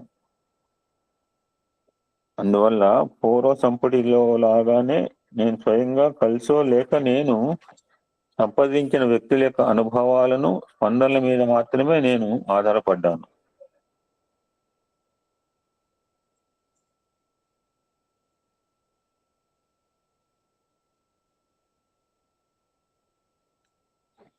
ఈ పద్ధతి వల్ల కలిగే పరిమితులు నాకు తెలిసినప్పటికీ బాగా ఆలోచించుకున్న మీదట విఘ్నులైన పెద్దలతోనూ మిత్రులతోనూ సంప్రదించడం మీద నేను కావాలనే దీన్ని అనుకున్నాను. నేను ఆశించిన మరొక అంశం పఠనీయత, మరొక అంశం కావచ్చు పఠనీయత. ఇందులో కూడా 12 అధ్యాయాలు ఉన్నాయి. 5 అధ్యాయాల్లో భగవాన్ జీవిత చరిత్ర నిర్మాణానికి వారి భక్తుల గాథల్ని ఇటుకలుగా తీసుకున్నాను. వారి ప్రస్తుత అవతార ఉద్యమంలో మానవ హృదయాల్లో పరిణామం తేవటమే వారి ప్రధాన లక్ష్యం. అది వారి భక్తుల జీవితాల్లో నిస్సందేహంగా కనిపిస్తున్న చేతనే ఈ విధానం అవసరమైంది.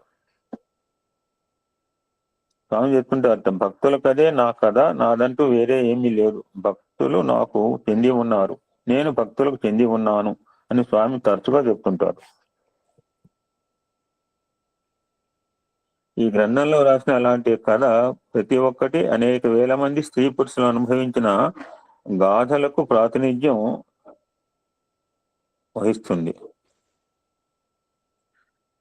అంటే అందులో అంశాలు చెప్తున్నారు, టాపిక్స్. విద్యానందగిరి, గిరిపై నుంచి పరమానంద ప్రతిధ్వనులు అన్న మొదటి 2 అధ్యాయాలు బాబావారి కొడైకెనాల్ సందర్శనాలను చిత్రించేవి. మనందరూ తెలుసు, ప్రశాంతి నిలయం బృందావనం తర్వాత భగవాన్ ఎక్కువ దినాలు ఉంటున్నది కొడైకెనాల్లోనే. మొదటి అధ్యాయంలో 1986 దాకా స్వామి కొడైకెనాల్కి సాగించిన రాకపోకల సంక్షిప్త వర్ణన ఉంది. 1986 జూన్లో అక్కడ సాయి శృతి మందిరం ప్రారంభం జరగడంతో ముగుస్తుంది. 2వ అధ్యాయం సాయి శృతిలో ఒక రోజు యొక్క విలక్షణత్వాన్ని మొదట తెలిపి, ఆ తర్వాత 1986 నుంచి 93 దాకా అక్కడ భగవాన్ చేసిన పర్యటనలో జరిగిన ముఖ్య ఘటనలు తెలుపుతోంది. 1986లో జరిగిన ముఖ్యమైన సంఘటన Shri Sathya Sai institute of higher learning లో బిజినెస్ మేనేజ్మెంట్ MBA కోర్స్ అనమాట, బిజినెస్ మేనేజ్మెంట్ విభాగాన్ని ప్రారంభించడం. సో 3వ అధ్యాయం పేరు నవీన యుగ మేనేజర్లు అన్న 3వ అధ్యాయంలో వ్యాపార నిర్వహణలో బాబావారి తత్వము, ఆ తత్వాన్ని ఆచరణలో పెట్టడానికి అధ్యాపకులను, విద్యార్థులను స్వయంగా ప్రేరేపించి వారికి సహాయపడటము ఉన్నాయి. తరువాతి అధ్యాయమైన ఉత్తేజపరచబడిన వ్యాపారంలో భగవాన్ భక్తులయ్యి తమ వైయక్తిక జీవితంలోనూ వ్యక్తి జీవితంలోనూ ధర్మాన్ని కట్టుబడిన వ్యాపారవేత్తలైన కొద్దిమంది యొక్క అనుభవగాథలు. వ్యాపార భిక్షార్స్ అనమాట. నీవు నా సాధన అని శ్రీవారి దివ్య ఉపన్యాసంలో అన్న 6, 7 అధ్యాయాల్లో బీ లైక్ ఇన్స్ట్రుమెంట్ స్వామి ఉద్యమంలో ముఖ్య పాత్ర వహించి వారికి పరికరాలుగా ఎన్నుకోబడిన వారి జీవితాలను ఉద్ధరించేటట్లుగా వారిపై పడిన స్వామి ప్రభావాన్ని వర్ణించాను. స్వామికి భౌతికంగా మిక్కిలి సన్నిహితంగా ఉంటూ ధన్యులైన అట్లాంటి 4 వ్యక్తుల అనుభవ గాథలు 6వ అధ్యాయంలో ఉన్నాయి.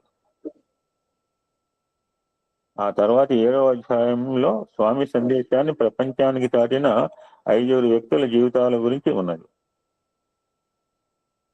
మరికొన్ని సూచనలు, అద్భుతాలు అనే 8వ అధ్యాయంలో ప్రపంచమంతా ఆశ్చర్యకరంగా, అద్భుతంగా ఆవిష్కృతమైన అవతార పురుషుని దివ్యశక్తికి విజ్ఞానాల గురించి ఉన్నది. మార్పు పవనాలు అన్న 9వ అధ్యాయం ఈ సంపుటి కాలానికి సాయి ఉద్యమ వ్యాప్తి ఎట్లా జరిగిందో చూపుతుంది. ప్రపంచంలోని ఆరోగ్య నిర్వహణ చరిత్రలోనే కొత్త అధ్యాయం ప్రశాంతి నిలయంలో 1991లో ఈ Sathya Sai institute of higher medical sciences వ్యవస్థాపించడం. ఇది అద్భుతమైన వింత. ప్రపంచంలో 7 వింతలు ఉంటే ఇది 8వ వింత. ఈ సంపుటిలో తీసుకున్న కాల వ్యవధిలో నిస్సందేహంగా ఇది స్వామి జీవితంలో అత్యంత ముఖ్య సంఘటన. ఆ వైద్య రంగంలో అద్భుతం గురించి 10వ అధ్యాయం వివరించింది. తన ప్రభావంలోకి వచ్చిన వేలాది మంది వైద్య వృత్తిలోని వారి జీవితాల్లో భగవాన్ అద్భుత పరిణామాన్ని తెచ్చారు. వారిలో కొందరి గురించి వైద్యుడా చికిత్స చేసుకో, అది టైటిల్ అండి, వైద్యుడా చికిత్స చేసుకో అన్న అధ్యాయంలో ఉంది. 1986, 93 నడిమి కాలంలో గురు పౌర్ణమి పర్వదినాల సందర్భంలో భగవాన్ ప్రసాదించిన 8 ఉపన్యాసాల్లో ఉన్న వారి బోధనల గాథ అధ్యాయం చివరి అధ్యాయమైన జగద్గురువులో ఉంది. Last 12th chapter is Jagadguru. ఈ Sathya Sai books and publication trust convener అయిన కె రాజన్ గారు, మనందరికి తెలిసిన ఆయన, ఇతర సభ్యులకు నాకు అమూల్యమైన సలహాలు ఇచ్చినందుకు గాను కృతజ్ఞతలు తెలుపుకుంటున్నాను. ఈ పుస్తక రచనా శిల్పాన్ని సిద్ధం చేయడంలో తోడ్పడిన శ్రీ విఎన్ ప్రహ్లాద్ గారికి ప్రత్యేకంగా కృతజ్ఞతలు. ఈ గ్రంథస్థ విషయాన్ని గురించి తమ అమూల్యమైన సలహాలు అందించిన వారు నా సుహృన్మిత్ర శ్రీ శ్రీనివాసన్, సంజయ్ సహాని, శ్రీ రుచిర్ దేశాయి గారు. ఈ గ్రంథాన్ని కూర్చడంలో నాకు సాయం చేయడానికి అనేక రోజులు నాతో గడిపినది K Vasantharaj, Shri William Miller, శ్రీమతి దేబ్రా మిల్లర్ గారు కూడా ఈ పనిలో నాకు సాయం చేశారు. వీరందరికీ కృతజ్ఞత తెలుపుకుంటున్నాను. ఈ పవిత్ర కార్యంలో నా సహ కృషివలులుగా ఉన్నవారు నా యువమిత్రులైన మేధా సంపన్నులు శ్రీ సాయి మనోహర్, శ్రీ రాజీవ్ రాజన్లు. ఈ గ్రంథానికి స్వరూపాన్ని ఇవ్వటంలో రాజీవ్ రాజన్ కృషి ఎంతో ప్రశంసార్హం. నిర్వ్యాజంగా పనిచేసిన కళాకారులు శ్రీ కమలాకర్, శ్రీ ఎంబి సురేష్ కుమార్లకు ధన్యవాదాలు. ఈ పుస్తకంలో సరైన చోట్ల ఫోటోలను కూర్చున్నవాడు నా యువమిత్రుడు శ్రీ మహాబలేశ్వర్. నాకు ఫోటోలకు ఎక్కువ భాగం అందించిన వారు Prasanthi digital studio Sri R Padmanabhan, Sri KK మిస్త్రీలు. నా మాన్య సహచరులైన doctor CS Sundaresan, doctor A Ashok, doctor T రవికుమార్లు కూడా కొన్ని ఫోటోలను నాకు ఇచ్చారు. రవికుమార్ మనందరికీ తెలుసు, పాటలు పాడుతుంటారు. ప్రశాంతి డిజిటల్ స్టూడియో ఆర్కైవ్స్ నుంచి తగిన ఫోటోలు ఎంచుకోవడంలో మా పూర్వ విద్యార్థి, మీరు చూసే ఉంటారు, స్వామి పక్కన బాల్ హెడ్ గా ఉంటాడు, బాంబే అతను, శ్రీ బిశ్వేశ్వర్ పృష్టి అంటారు. బాల్ హెడ్ ఉండి పట్టుగా ఉంటాడు. ఈసారి వీడియోలో చూడండి. ఈ విశ్వేశ్వర పృష్టి సాయం చేశారు. చివరగా మన ప్రియతమ దివ్య గురువు ప్రేమమూర్తి అయిన భగవాన్ సత్యసాయి బాబా వారి పాద పద్మాలకు ప్రేమతో కృతజ్ఞతతో ఈ ప్రేమ పుష్పాన్ని సమర్పించుకుంటున్నాను అని నరసింహమూర్తి గారు వారి యొక్క మనోభావాలు చెప్పారండి. అటువంటి అద్భుతమైన ఈ గ్రంథరాజ్యాన్ని అధ్యయనం చేయాలని సంకల్పం ఇచ్చింది స్వామి. ఇక్కడ ఏం జరిగినా ఆయన ఆలోచనల ప్రకారం జరుగుతాయండి. So will enjoy the beauty. పొద్దున మా చెప్పాడు, మా దగ్గర రథం 21 రోజులు ఉంటుందండి. 21 రోజులు పార్టిసిపేట్ చేస్తారంటే ఒప్పుకున్న వాళ్ళు వెళ్తుంటారు. ఎంత పాల్గొంటే అంత ఆనందం. ఆయన ఒక మాట అన్నాడు, మార్చాడు. సో ఎంజాయ్ ద బ్యూటీ అన్నాడు అంతే. We are enjoying the beauty since 1853 days. ప్రతిరోజు పండుగ చేసుకుంటూ వెళ్తున్నాం.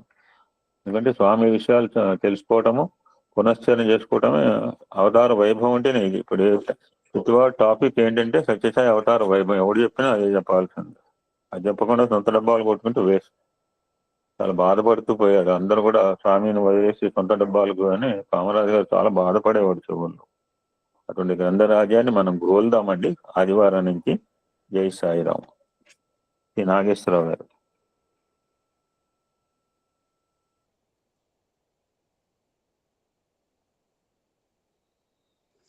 సత్యసాయి బాబా వారి జీవితాత్మకు గురువు గారికి నేను నమస్కరిస్తూ ఈ అవకాశాన్ని అర్పించిన గురువు గారికి మరోసారి కృతజ్ఞతలు తెలుపుకుంటూ, ఈ అవతారంలో మనం ఈ సత్యబోధకులో ఈ సత్యం సింహసుందరం చేపట్టడం ఒక మహనీయమైన విషయం. నా ఉద్దేశంలో ఈ సత్యం సింహసుందరం భగవద్గీత, రామాయణం, భాగవతం అన్ని సమ్మిళితంగా ఉన్నది సత్యం సింహసుందరం. ఇందులో మనకి ఏది కావాల్స్తే అది దొరుకుతుంది. సత్యం సింహసుందరం భగవద్గీత ఎందుకన్నా అంటే, మొట్టమొదటి స్వామి తన హృదయం నుండి ఉన్న వాక్యాలను నేను ఒక డైరీలో రాసుకొని కస్తూరి గారికి ఇచ్చాడు. ఆ విషయాలన్నీ 1, 2, 3, 4 భాగాలు స్వామి యొక్క వాక్కు వచ్చింది. అలాగే ఆ వాక్కుని కలం రూపంలో కలంతో కస్తూరి గారిని పెనుముట్టుగా తీసుకొని సత్యం సింహసుందరం 1, 2, 3, 4 భాగాలు తయారు కాబట్టి అవి మనం అందరం చదివి వినిపించాం. ఆ భాగాలు చదువుతుంటేనే మనకి స్వామి అందులో కనబడుతుంటుంటారు. ఆ 4 భాగాల్లో కూడా అంత అద్భుతంగా. ఎందుకంటే స్వామి చేసి ఇచ్చిన 1, 2, 3, 4 భాగాలు అది మనం భగవద్గీతగా భావించవచ్చు. భగవత్ అంటే భక్తి, గీత అంటే కర్మ, ఉపనిషత్తు అంటే పురాణాలు అంటే జ్ఞానం, కర్తవ్యం బోధించే సూచనలు. ఇవన్నీ మనకు దొరుకుతాయి.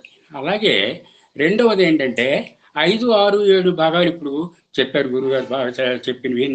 ఇవన్నీ చూస్తుంటే వాల్మీకి మహర్షి రాసిన వాల్మీకి రామాయణం ప్రేరణతో జరిగింది కాబట్టి, ఆయన ముఖస్థ వచ్చింది కాబట్టి వాల్మీకి రామాయణం, అతనిలాగే రామాయణం అనేది ఒక కావ్యంగా భావించాం.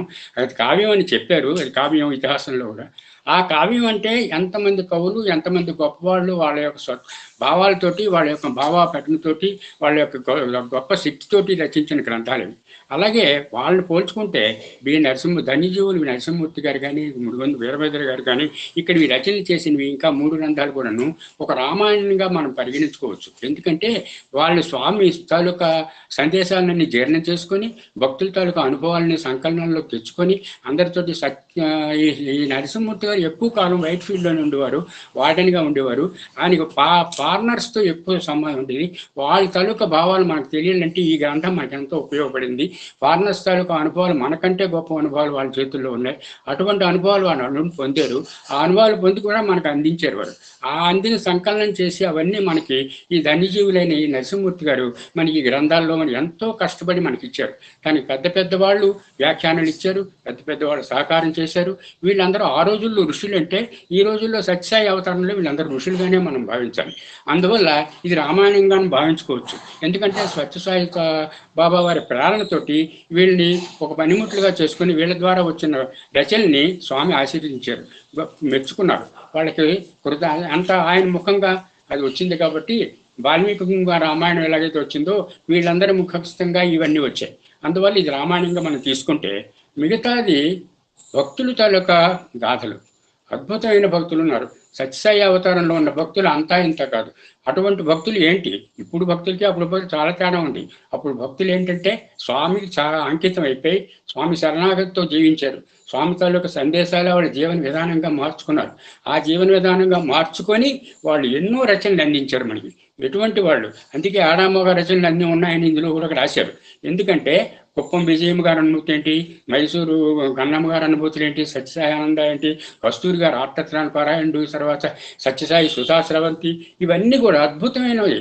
కారుణ్యానంద స్వామి, తర్వాత బివి రమణరావు గారు, ఎవరు చూసినా, తర్వాత ఈ వరుతను మన గవర్నర్గా పనిచేశారు ఆయన తాలూకవి, ఇవన్నీ కూడా అద్భుతమైన రచనలు. వీళ్ళందరూ భక్తులు కారు, వీళ్ళు భక్త పరాయణులు. అంటే వాళ్ళ తాలూకా సందేశాలను జీర్ణించుకొని వాళ్ళు స్వామే వాళ్ళే స్వామి, మేమే స్వామి అని బతికిన మానీయులు వాళ్ళు. పెద్దబుట్టమ్మ గారు, కారుణ్యానంద స్వామి గారు, వీళ్ళందరూ ఈ చరిత్ర, సత్యసాయి చరిత్ర, సత్యవశమ సుందరం రామాయణం, మహాభారతం, భాగవతాన్ని మరిపిస్తుంది. భాగవతం అక్కడితో అయిపోయింది, కానీ భాగవతం, ఈ సత్యసాయి భాగవతం మాత్రం ప్రపంచం ఉన్నంత వరకు ఉంటుంది. ఇంకెంతమంది భక్తులు ఉన్నారో, ఎంతమంది దగ్గర ఎన్ని విశేషాలు ఉన్నాయో, ఎంతమంది అనుభూతులు ఉన్నాయో, సముద్రం అంతా తయారు చేసుకొని శేషం తాలూకు తోకను పట్టుకొని రాసినా సరే సముద్రం తరిగిపోవాలి, కానీ నా తాలూకా మహిమలు తరగవని స్వామే చెప్పారు. అందువల్ల ఏంటంటే ఇటువంటి గొప్ప గ్రంథాన్ని మనం ఈరోజు పట్టణంలో తీసుకోవడం, అహం సత్యబోధన చేసిన ఈ గురువు గారి గొప్ప ఆలోచన. ఈ ఆలోచనతో గురువు గారు అందరినో పునీతులు చేశారు. ఈ చదివి వినిపించుకున్నప్పుడు మనకి ఏమనిపిస్తుందంటే, మనం స్వామి చెప్పారు ఆధ్యాత్మిక జీవితం అంటే ఏంటంటే, మీరు భజనలు చేస్తున్నారు, జపధ్యానాలు చేస్తున్నారు, యజ్ఞాలు చేస్తున్నారు, ఇవన్నీ ప్రాకృతమైన కృత్య మార్గములే కానీ నివృత్తి మార్గములు కావు. ఇవన్నీ కేవలం మనం సంస్కరించుకుని తప్పించి ఆధ్యాత్మికంగా ఆత్మకు సంబంధించింది అది ఎట్టి మనం చేస్తే కానీ అట్టి ఫలితాలు మనకు తప్పక వస్తాయి. కానీ సత్కర్మల వలన మీకు సత్కర్మలకు సంబంధించిన ఫలితమే వస్తుంది, కానీ ఆత్మకు సంబంధించిన ఫలితం రాదు. అందువల్ల ఆత్మని పొందాలి, అద్వైతంలోకి వెళ్ళాలి, ద్వైతం నుంచి మారాలి అని చెప్పారు. నిన్న సత్యసాయి వాహినిలో కూడా మన కోటేశ్వరరావు గారు చదివి వినిపించారు. అద్వైతంకి ద్వైతంకి చాలా తేడా ఉన్నా, ద్వైతంలోని మనం పురాణాలు, వ్రతాలు, నోములు అన్నీ చేసుకున్నాం. అద్వైతంలో స్వామి యొక్క అనుభూతులన్నీ పొందుతున్నాం. మనలో స్వామి లేకపోతే మన స్వామి అనుభూతులు అందుతాయా? మనలో స్వామితో మనం మాట్లాడకపోతే మన స్వామి మనతో మాట్లాడతారా? మనలో స్వామిని మనం ప్రాణం లేకపోతే మనతో మన స్వామి ఉంటారా? మన అందరిలోని స్వామి లేరా? ఇన్ని కార్యక్రమాల్లో మనం పాల్గొంటు చేసింది ఎవరు? ఇన్ని కార్యక్రమాలు మనం వినిపిస్తుంది ఎవరు? ఎవరి రూపంలో స్వామి ఉన్నారు? ఉదాహరణ తీసుకుంటే మనకి ఇప్పుడు గురువుగారి రూపంలోనే స్వామి ఉన్నారని మనం భావించాలి. ఎందుకంటే స్వామి ప్రేరణతోటే గురువుగారు వచ్చారు, గురుగారి ప్రేరణతోటి మనం గురుగారి ఫోన్లోకి వచ్చాం. గురుగారి ఫోన్లోకి వచ్చినాక మనం చాలా విషయాలు తెలుసుకున్న విషయాన్ని మనం అనుభూతుల్లో పొందుతున్నాం. ద్వైతంలో మనం చేస్తున్న కార్యక్రమాలన్నీ మనం అద్వైతంలో అనుబంధం పొందుతున్నాం. ఎందుకంటే స్వామి తాలూకా నామం, రూపం మనం ఏం చూస్తాం, ఒక్కొక్కరు ఒక్కొక్క విధంగా స్వామి రూపాన్ని నామాన్ని ఆలోచిస్తారు. కానీ దీన్ని చాలా విషయాల్లోని నామరూపాలకి ఎంతో ప్రాధాన్యత ఉంది. ఎందుకంటే గోల్డ్ స్టీన్ ప్రపంచ ప్రెసిడెంట్గా ఉన్నారు, ఆయన భార్య కూడా ఉన్నారు. ఒకప్పుడు ఆయన భార్యని బొంబాయి పంపించినప్పుడు, బొంబాయి నుంచి అమెరికా పంపించినప్పుడు మధ్యని కరాచీలోని అని పాకిస్తాన్ శత్రువులు ఆ విమానాన్ని హైజాక్ చేస్తారు. చేసి దారి తప్పిస్తే అందులోని ఈవిడేమో ఆ టాయిలెట్ తట్టు వెళ్తుంటే అక్కడ దగ్గరున్నప్పుడు ఇద్దరు ఉగ్రవాదులు ఆమెను గడిపించి తుపాకీ చూపిస్తే ఆమెకేం తోచదు, భయపడిపోతుంది. ఆవిడ భయపడిపోతే అప్పుడు ఏం చేస్తుంది, సాయిరాం సాయిరాం సాయిరాం అంటుంది. సాయిరాం సాయిరాం సాయిరాం దండం పెట్టి వాళ్ళకి దండం పెట్టి నన్నేమి చేయొద్దు, సాయిరాం సాయిరాం కళ్ళు మూసుకొని చెప్తే ఈ సాయిరాం అన్న నామం ఆ ఉగ్రవాదికి పొండి పొండి పొండి అని వాళ్ళ భాషల్లోని వెళ్ళిపోండి అని తెలిసిందట. అంటే నామ ప్రభావం ఎలాగుంది? ఇది అద్వైతమే. ఆమె మనసులో స్వామి ఉన్నాడు, ఆ స్వామిలో లేకపోతే, స్వామి అర్థంలో లేకపోతే, ఆమె స్వామి స్వరూపులు కాకపోతే అది వాళ్ళు ఎలా వెళ్ళిపోతారు? వెళ్ళిపోయారు. అలా లక్ష్యం జరిగింది. అలాగే ఇంకొక సంఘటన కూడా, భోపాల్లో భక్తుడు ఎప్పుడు పొగ తాగుతుంటుంటాడు, ఎప్పుడు సిగరెట్లు కాలుస్తుంటుంటాడు. ఆమె భార్య చెప్పిందట, ఎందుకండి ఇది స్వామి అంటారు, మీరు అంటారు ఈ సిగరెట్లు కాల్చడం అంటే ఇలా ఉంటే మీకు ఎలాగవుతుంది, ఇది మానండి అని చెప్పిందట. చెబితే అతను అన్నారట, నాకు సిగరెట్లు మానమని నువ్వు చెప్పకు, నాకు స్వామి సిగరెట్లు మానని చెప్పారనుకో ఆ తక్షణం మానేస్తానన్నట్టు. సరే అనుకొని అక్కడే స్వామి ఫోటో ఉంది, ఆ ఫోటో నుంచి సిగరెట్లు మానే అని స్వామి వయసులో వచ్చింది. అంటే ఏంటి? రూపం, అక్కడ రూపం, ఇక్కడ నామం, అక్కడ రూపం. ప్రతి రూపంలోని ప్రతి నామంలోని మనకు స్వామి కనబడుతున్నాడు, మనతో పాటు నడుస్తున్నాడు, మనకు సమాధానాలు ఇస్తున్నాడు, మన తాలూకా కష్టకాలు చూస్తున్నాడు, మన తాలూకా ఆచరణలు అన్నీ చూస్తున్నాడు. ఇవన్నీ చూస్తుంటుంటే మనం ఇంత చదువు తర్వాత మనం కూడా అద్వైతంలో ఉన్నాం.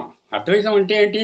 ఎక్కడో మునుల దగ్గర ఎక్కడో అరణ్యాలకు వెళ్ళిపోయి అద్వైతం జ్ఞానాన్ని పొందడం కాదు. అక్కడ మనం ఈ అద్వైతం అంటే ఏం చెప్పారు స్వామి? పరమాత్మను చూడడం అంటే ఏంటంటే అనాత్మను దూరం చేసుకోండి, ఆత్మను దగ్గరికి రండి. అంటే అనాత్మైన భావాలు ఇవన్నీ ఉన్నాయి కాబట్టి ఈ భావాలకు దూరంగా ఉంటే ఆత్మకు సంబంధించిన భావాలతో మీరు మిలిస్తే అది అనాత్మైన దూరం చేసుకుంటే మీకు ఆత్మదర్శనం అవుతుంది. మనకు దర్శనం కావాలి, స్వామి రెండు చేతులతో ఇలా చూడాలి, నా హృదయంలో కనబడాలి అని మనం అనుకుంటాం. నా హృదయంలో స్వామి రెండు చేతులతో మీకు కనపడతాడా? రూపంగా కనబడుతుందా? కనబడ్డు. ఎందుకు కనబడైనా దానికి ఏం చెప్పారు? ఆయన దానికి ఒక సూత్రం చెప్పారు. ఏం చెప్పారు?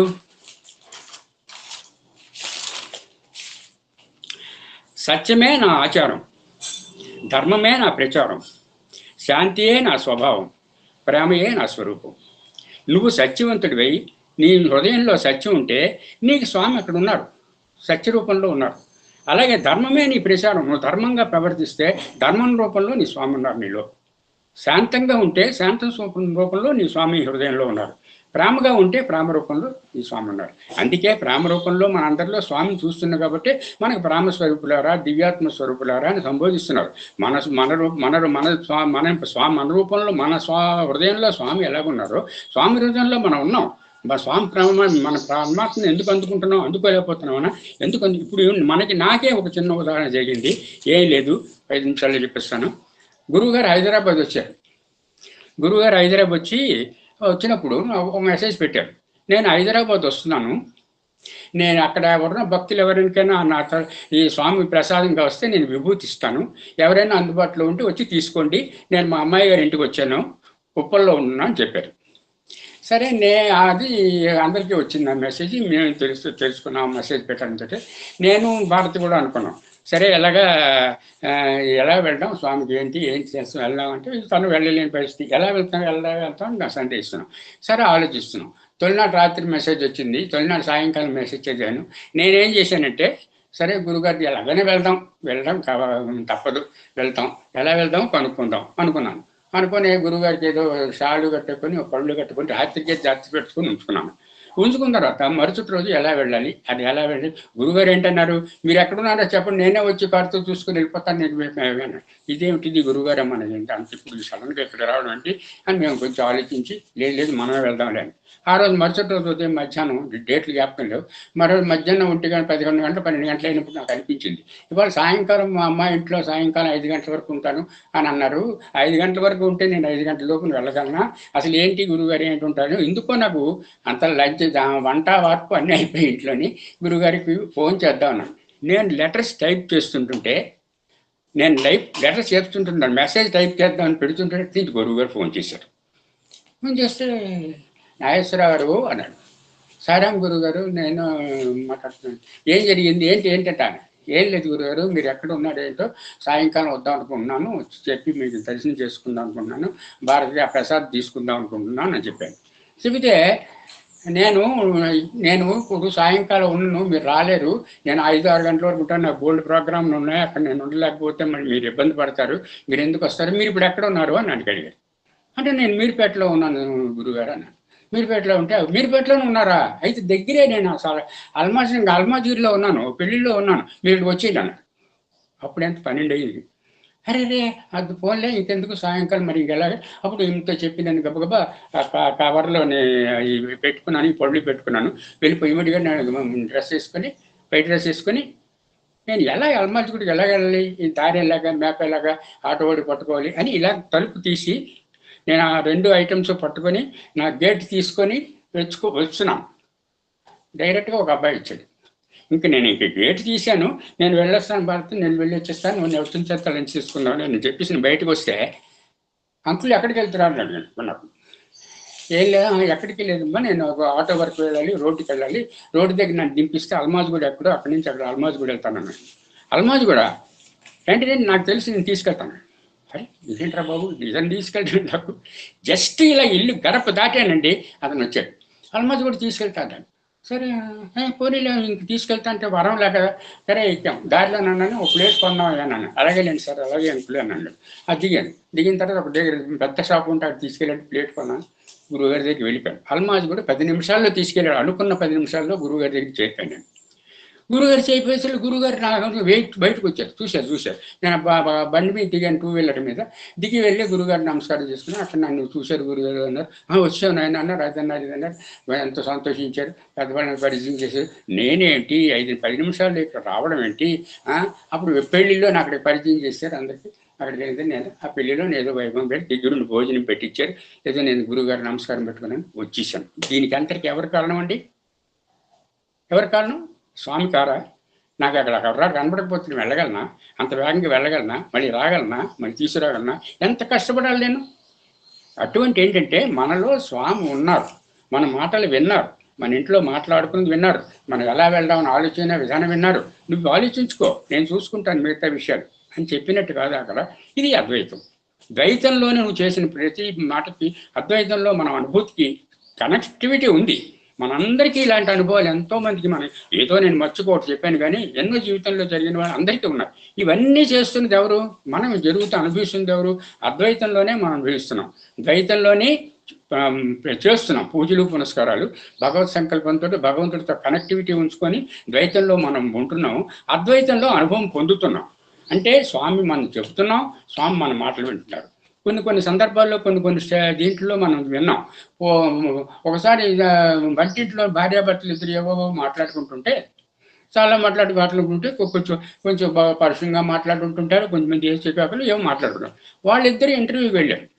ఇంటర్వ్యూకి వెళ్తే స్వామి దర్శనానికి వెళ్ళినప్పుడు ఇంటర్వ్యూకి పిలిచారు, లోపలికి పిలిచిన తర్వాత వాళ్ళిద్దరిని పిలిచి వాళ్ళు వంటింట్లో మాట్లాడుకుని మాట్లాడింది వాళ్ళిద్దరికి వినిపించారు.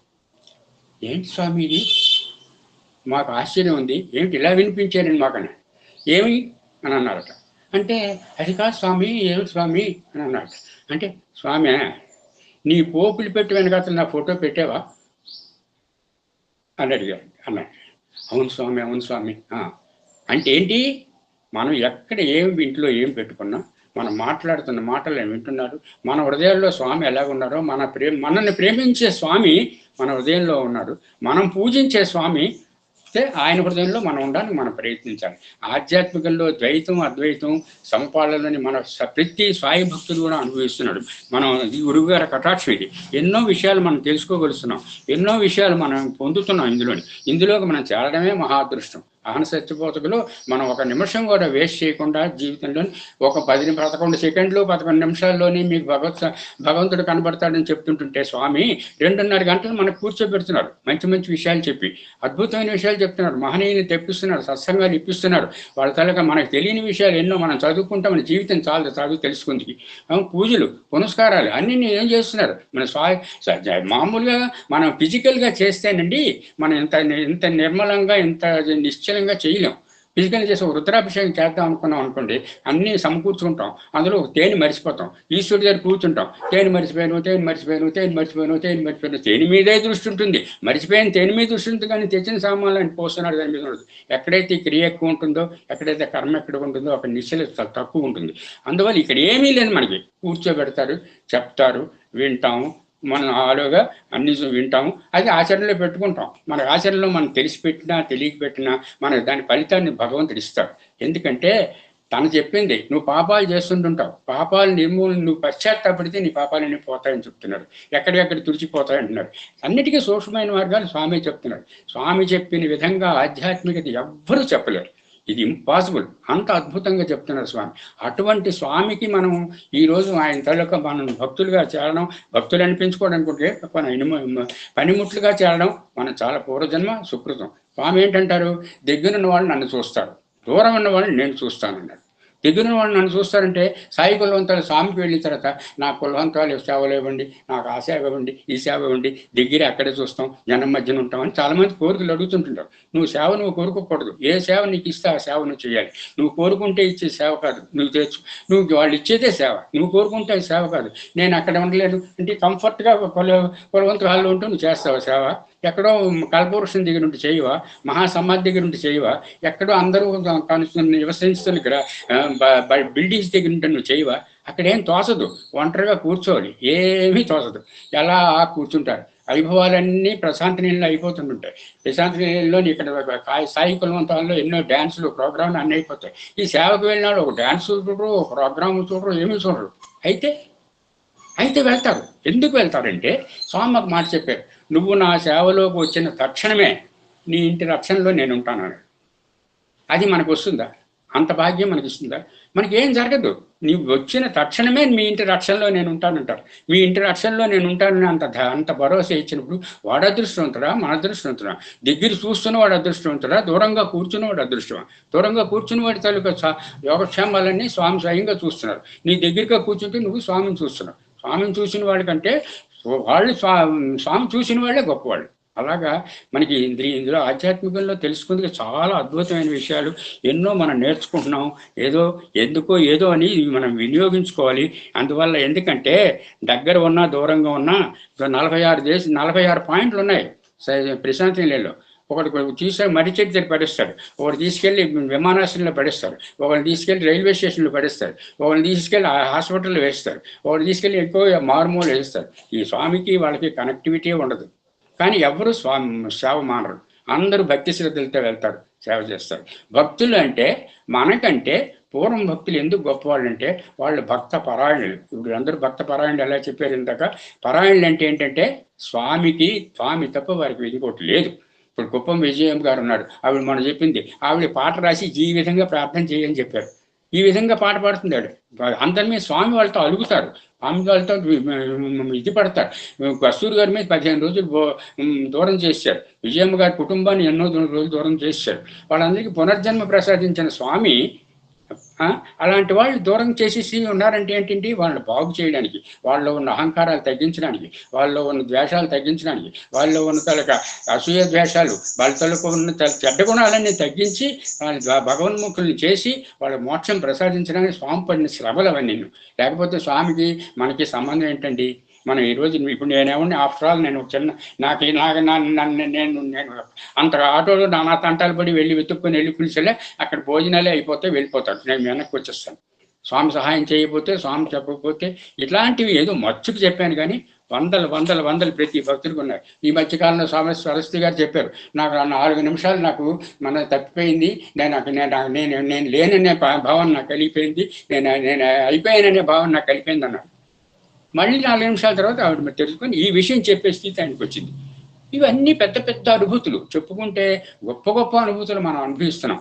మనం అదృష్టవంతులు. ఎందుకంటే సత్యసాయి జీవితంలో, సత్యసాయి యుగంలో మనం పుట్టడం, సత్యసాయి కుటుంబం మనం రావడం, అటువంటి పరిస్థితుల్లో మనం అతనితోటి ఉండడం ఎంత గొప్ప విశేషం అంటే, ఎన్నో పుణ్యం చేసుకుంటే కానీ మనం ఈ జీవితంలో ఈ సత్యసాయి యుగంలో మనం రాలేకపోతాం.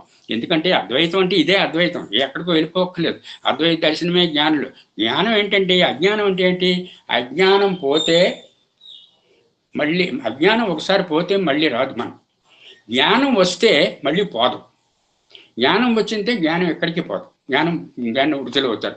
అజ్ఞానం అజ్ఞానం పోయింది అనుకోండి, మళ్ళీ అజ్ఞానం రాదు. ఈ స్వామి చెప్పిందే, అజ్ఞానం పోతే అజ్ఞానం రాదు, జ్ఞానం వస్తే జ్ఞానం వస్తే జ్ఞానం పోదు. ఇది రాకపోకలన్నీ మన తాలూకా శక్తి సామర్థ్యాలు బట్టి, మన తాలూకా కృషిని బట్టి, మన తాలూకా ఆలోచన విధానాన్ని బట్టి, మనం జీవిస్తున్న జీవన విధానాన్ని బట్టి, స్వామి జీవిస్తున్న జీవిత విధానం, వాళ్ళు ఆ విధి విధానాలన్నీ పాటించి వాళ్ళ జీవితాలు అన్నీ స్వామికి సందేశాల ప్రకారంగా వాళ్ళ జీవనాలు గడిపింటారు కాబట్టి అంత అద్భుతంగా చేశారు. ఈ రోజుల్లో అలా కాదే. ఆ రోజుల్లో సెల్ ఫోన్ లేవు. ఈ రోజుల్లో ప్రతి వాళ్ళ దగ్గర సెల్ ఫోన్లు ప్రశాంతంగా వెళ్తాం, దర్శనం చేసుకుంటాం, రూమ్కి వచ్చేస్తాం, సెల్ ఫోన్ పట్టుకుంటాం. ఎక్కడంటే మనకి ఏకాగ్రత కుదురుతుంది. ఆ భక్తులకి ఈ భక్తులకి కంపారిజన్ ఉంటుందా? ఉండదు. కానీ కృషి చేయాలి. స్వామి ఏం చేశారంటే, ఆ కాస్త పుణ్యమైనా ఆ సాయి కులవంతుడు ఆవిడ కూర్చుంటున్నాడు, ఆ కాస్త సమాధి దర్శనమే ఆవిడ చాలు, అంతకంటే ఇంకేం అక్కర్లేదు, ఆ మాత్రం వాళ్ళకి పుణ్యం సంపాదిస్తే చాలు, వాళ్ళని పవిత్రులు చేస్తానన్నారు. ఇంత సూక్ష్మంగా మనల్ని ఆదరిస్తున్నారు స్వామి. అటువంటి స్వామి తాలూకా మన పరిస్థితుల్లో మనం ఉన్నాం. దానికి తగ్గ మార్గదర్శకులుగా మనం ఉన్నాం కాబట్టి మనం గర్వంగా చెప్పుకోవచ్చు మనం స్వామి భక్తులని. ఎందుకంటే మనకు అటువంటి పరిస్థితి స్వామి కల్పించారు. మన వైట్ డ్రెస్కి ఇచ్చిన విలువ ఎక్కడా ఉండదు. మనం వర్షంలో బాగా తడిసిపోటు వెళ్తుంటుంటే ఈ మామూలు డ్రెస్తో వెళ్తే ఎలవయ్య బాబు అని అంటాడు కాబట్టి గుమ్మంలోకి వెళ్ళాం. మనం తడిసిపోయే ఒక గుమ్మం దగ్గర నిలబడ్డ రండి బాబు కూర్చో అంటాడు. దేనికి? నీ మొహం చూసి కూర్చోపెడుతున్నారా? లేదు, నువ్వు వేసుకున్న డ్రెస్సుని బట్టి కూర్చున్నారు. సత్యసాయి మీద ఉన్న గౌరవం ప్రపంచంలో విశ్వవ్యాప్తంగా ఉన్నది. అటువంటి సత్యసాయిని మనం కొలుస్తున్నాం కాబట్టి నాకు ఈ అవకాశం గురువుగారు ఇచ్చారు. ఏం చెప్పారు? ఏదో చెప్పునాయన అనేసాడు. ఏదో చెప్పునాయన ఏంటంటే, నాకు అనిపించింది సత్యసాయి సత్యం సింహం సుందరం రామాయణ భాగవత పారాయణులు ఇతిహాసం కంటే అద్భుతమైన గ్రంథం. ఇది తెగి గ్రంథం కాదు. ఇందులో విషయాలు మామూలమైన విషయాలు కావు. ఇందులో తరించిన వాళ్ళు మామూలు వాళ్ళు కాదు. ఏ అదృష్టం! నాకు అదే అనిపిస్తుంది. మనకి ఇప్పుడు ప్రస్తుతంలో మనకు స్వామి గురువుగారు ఇవన్నీ ఏమి మన కోసం కదా కల్పిస్తున్నారు. ఆయనకి ఏమిటి అవసరం? ఇవన్నీ కల్పించి ఇవన్నీ చేసి మన ఉద్ధరించకపోతే ఆయన జరగదా? అంటే ఇది ప్రేరణ. స్వామికి అక్కడ నిలబెట్టారు. ఆయన నిలబెట్టి ఎంతమంది చేర్చుకోమన్నారు. ఏంటి ఇంత ఏదో మామూలుగా ఏదో కరోనా టైంలో పెట్టిన చిన్న విత్తనాన్ని ఇంత వృక్షంగా చేశారు ఈరోజు. ఈ వృక్షం ఏంటి? ఈ వృక్షానికి ఎన్ని పళ్ళు, ఎన్ని కాయలు, ఎన్ని కూరగాయలు, ఎంతమంది ఉన్నారు, ఏమిటి? ఇది ఈ బంధం తెగుతుందా? ఎవ్వరికీ తగదు. అందరూ పుణ్యాత్ములే, అందరూ గొప్పవాళ్ళు. ఇంద్రుడు మామూలు ఒకరికి తీసిపోరు. ఎవరి స్వామి కూడా భక్తుల దగ్గరికి వచ్చినప్పుడు చేర్చుకున్నప్పుడు అంటారు, ప్రశాంతనేని వచ్చినప్పటికి ఎవ్వరికి ఎటువంటి ఆంక్షలు లేవు. ప్రశాంతలేని వచ్చిన తర్వాత మాత్రం ఆయన సూత్రాలు, ఆయన బంధాలు, ఆయన ఆంక్షలు, ఆయన నిబంధనలు 5Ds ఇవన్నీ పెట్టి మన సంస్కరించడానికి అనేక రకాలైన పనులు, అనేక రకమైన సూత్రాలు, నవసూత్రాలు, 10 సూత్రాలు, నియమావళి ఏమిటండి మనం ఊహించుకోలేం. సత్యసాయి సంస్థల్ని ప్రభుత్వం ఆర్గనైజేషన్ విధంగా అడ్మినిస్ట్రేషన్ లెవెల్ పెట్టారు. అక్కడ ఎలాగైతే కలెక్టర్స్ వాళ్ళు ఉంటారు, ఇక్కడ అలాగే కలెక్టర్స్ వాళ్ళే. ఇక్కడ ఉన్న వాళ్ళందరూ అంతే. సత్యసాయి సంస్థలో పెద్ద వాళ్ళు, మామూలు వాళ్ళ. పిఎన్ భగవత్ గారు చిన్నవాడా? సుప్రీంకోర్టు జడ్జి ఎస్ చక్రవర్తి గారు చిన్నవారా? ఎస్ గిరి గారు చిన్నవారా? వీళ్ళు ఏంటి సామాన్య మానవుల? పెద్ద బంగ్లాలు, ఊరంత బంగ్లాలు ఉన్న వ్యక్తులందరూ స్వామి దాసోహం అయిపోయారు. అబ్దుల్ కలాం గారు చిన్నవాళ్ళ? వాజ్పేయి గారు చిన్నవారా? మోడీ గారు చిన్నవారా? ప్రపంచంలో ఉన్న దేశంలో ఉన్న ముఖ్యమంత్రులందరూ వచ్చేసారు, దేశంలో ఉన్న ప్రెసిడెంట్లందరూ వచ్చేసారు. ఇంతమందిని ఆకర్షించిన స్వామిని ఏ రామావతారం పనికొస్తుంది, ఏ కృష్ణావతారం పనికొస్తుంది, ఎక్కడ పనికొస్తుందండి? అంతులేని అద్భుతమైన అవతారం. ఏం పుణ్యం చేసుకున్నామో మనకు తెలియదు. ఇంకా మనం ఇది కొంచెం పెంచుకొని మన జీవితాలను ధన్యం చేసుకుంటే ఇందులోకి మనం వచ్చినందుకు మనం ఎంతో అదృష్టవంతులవి. ఈ హంసత్యబోధకులో మనం ఉండడం కూడా మనకు ఎంతో అదృష్టం. చిన్నది పాట పాడితే చాలమ్మా, పాటలు రావనే పాటలు నేర్పుతున్నారు, తెలియని వాళ్ళకి చదువులు నేర్పుతున్నారు, పిల్లలు ఉన్నారు. 12 ఏళ్ళ నుంచి 20 ఏళ్ళ వాళ్ళకి ఇందులో ఉన్నారు. ఇందులో ఉన్న వాళ్ళందరూ పునీతులు అవుతున్నారు.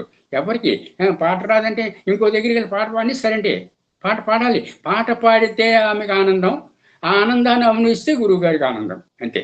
ఎప్పుడైనా గురువుగారు ఏంటమ్మా ఇలా పాడి, ఒక్కరి కనలేదు నువ్వు ఇలా పాడేమిటి అలా పాడేమిటి ఇలా చెప్తున్నావు అలా చెప్పి ఒక్కడి కంటారు వాళ్ళని. ఎందుకు? స్వామి స్వరూపం ఏంటి? ఎవరిని ద్వేషించరు, ఎవరిని పాటించరు. అయితే కొన్ని సందర్భాల్లో స్వామికి కూడా కోపాలు వచ్చిన సంఘటనలు ఉన్నాయి, భక్తుల మీద విసిగిపోయిన సంఘటనలు ఉన్నాయి. మీరందరూ ఇవన్నీ మనం పబ్లిక్గా చెప్పకూడదు. ఎవరెగ్గర దగ్గర ఉంటే మనకు స్వామి ఏం చెప్పారు, 24 జూలై 2002 స్వామి 2 ఉపన్యాసాలు ఇచ్చారు. ఆ 2 ఉపన్యాసాలు ఎక్కడ చూసుకున్నా సరే 2024 జూలైలో చూడండి. అది మీరు ఎవరెవరు చదువుకోండి. స్వామి భక్తుల గురించి ఎలాంటి ట్రీట్మెంట్ ఇచ్చారో, భక్తుల గురించి ఎలాంటి మాట్లాడారో తెలుస్తుంది. ఆ ఒక్క సంఘటన తప్పించి సత్యసాయి అవతారంలో ఎప్పుడు భక్తుల్ని సరిదిద్దడానికి అంత ఓపెన్గా చెప్పలేదు. వరల్డ్ ప్రపంచ సమ్మేళనంలో చెప్పిన మాటలు. ఎందుకు చెప్తున్నంటే స్వామికి మన మీద అంత ప్రేమ ఉంది. మనకు స్వామిని మనం కొలిచినా, కొలవకపోయినా, మాట్లాడకపోయినా, పూజ చేసినా, చెయ్యిపోయినా మన రక్షణ మాత్రం స్వామి తీసుకుంటాడు. ఒక రక్షణ నాతోటే కాదు, నీకు ముందు తరాలు 7 తరాలు, నీ వెనక తరాలు 7 తరాల వరకు నేను చూస్తానంటారు. ఒక చిన్న సేవ చేసేనట మనకి అంత భాగ్యం కలిగిస్తారట.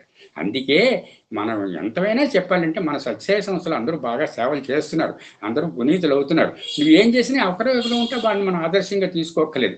ఎవరైతే మీదకి వచ్చారో, ఎవరైతే ఆదర్శవంతంగా జీవిస్తున్నారో వాళ్ళనే మనం పరిగణలో తీసుకోవాలి. ఎవరో ఒకరు ఉంటుంటే దానికంటే ప్రతి దగ్గర ఉంటారు. భారత యుద్ధాలు జరుగుతుంటుంటే పుణ్యాత్ములు పోయారు, పాపాత్ములు పోయారు, అందరూ చనిపోయారు. అందులో అలా ఏరి ఫిల్టర్ చేసి ఆమెను చంపలేదు కదా. అక్కడ బాణాలు వేస్తుంటుంటే ఎంతమందో పోయారు. అలాగా జరుగుతుంటుంది మహాసముద్రం. ఇటువంటి అవకాశం నాకు ఇచ్చినందుకు స్వామి గురువు గారికి నేను నమస్కరిస్తున్నాను. అందరినీ చల్లగా చూడాలి గురుగారు. మీ తాలూకా ప్రేమను మేము పొందుతున్నాము. అది మాకు అదృష్టం. అది నేను ఎప్పుడూ మర్చిపోయాము. అందరికీ జీవితాలు బాగవుతున్నాయి, ఆరోగ్యాలు బాగవుతున్నాయి, వాళ్ళ మనసు తాలూకా పరివర్తనలు మారుతున్నాయి. ఏదో ఇది మీకు చాలా కష్టమైన విషయం. కష్టం అంటే ఏంటి? మీ శక్తి సామర్థ్యాలకు మింది మీరు పనిచేస్తున్నారు. మీ తాలూకా స్వామి కృప మీకు ఎప్పుడు అండదండలు ఉంటాయి. స్వామి మీకు అండదండలు ఇచ్చినంత వరకు మీరు దేనికి కూడా వెరవక్కర్లేదు, భయపడక్కర్లేదు, బాధపడక్కర్లేదు. అది మాకు అందిస్తున్నారు. మీకు మా ధన్యవాదాలు గురుగారు. ఈ 4 మాటలు నాకు చెప్పిన అవకాశం ఇచ్చినందుకు మీకు నా నమస్కారం తెలియజేసుకుంటాను. సాయిరాం గురుగారు, సాయిరాం.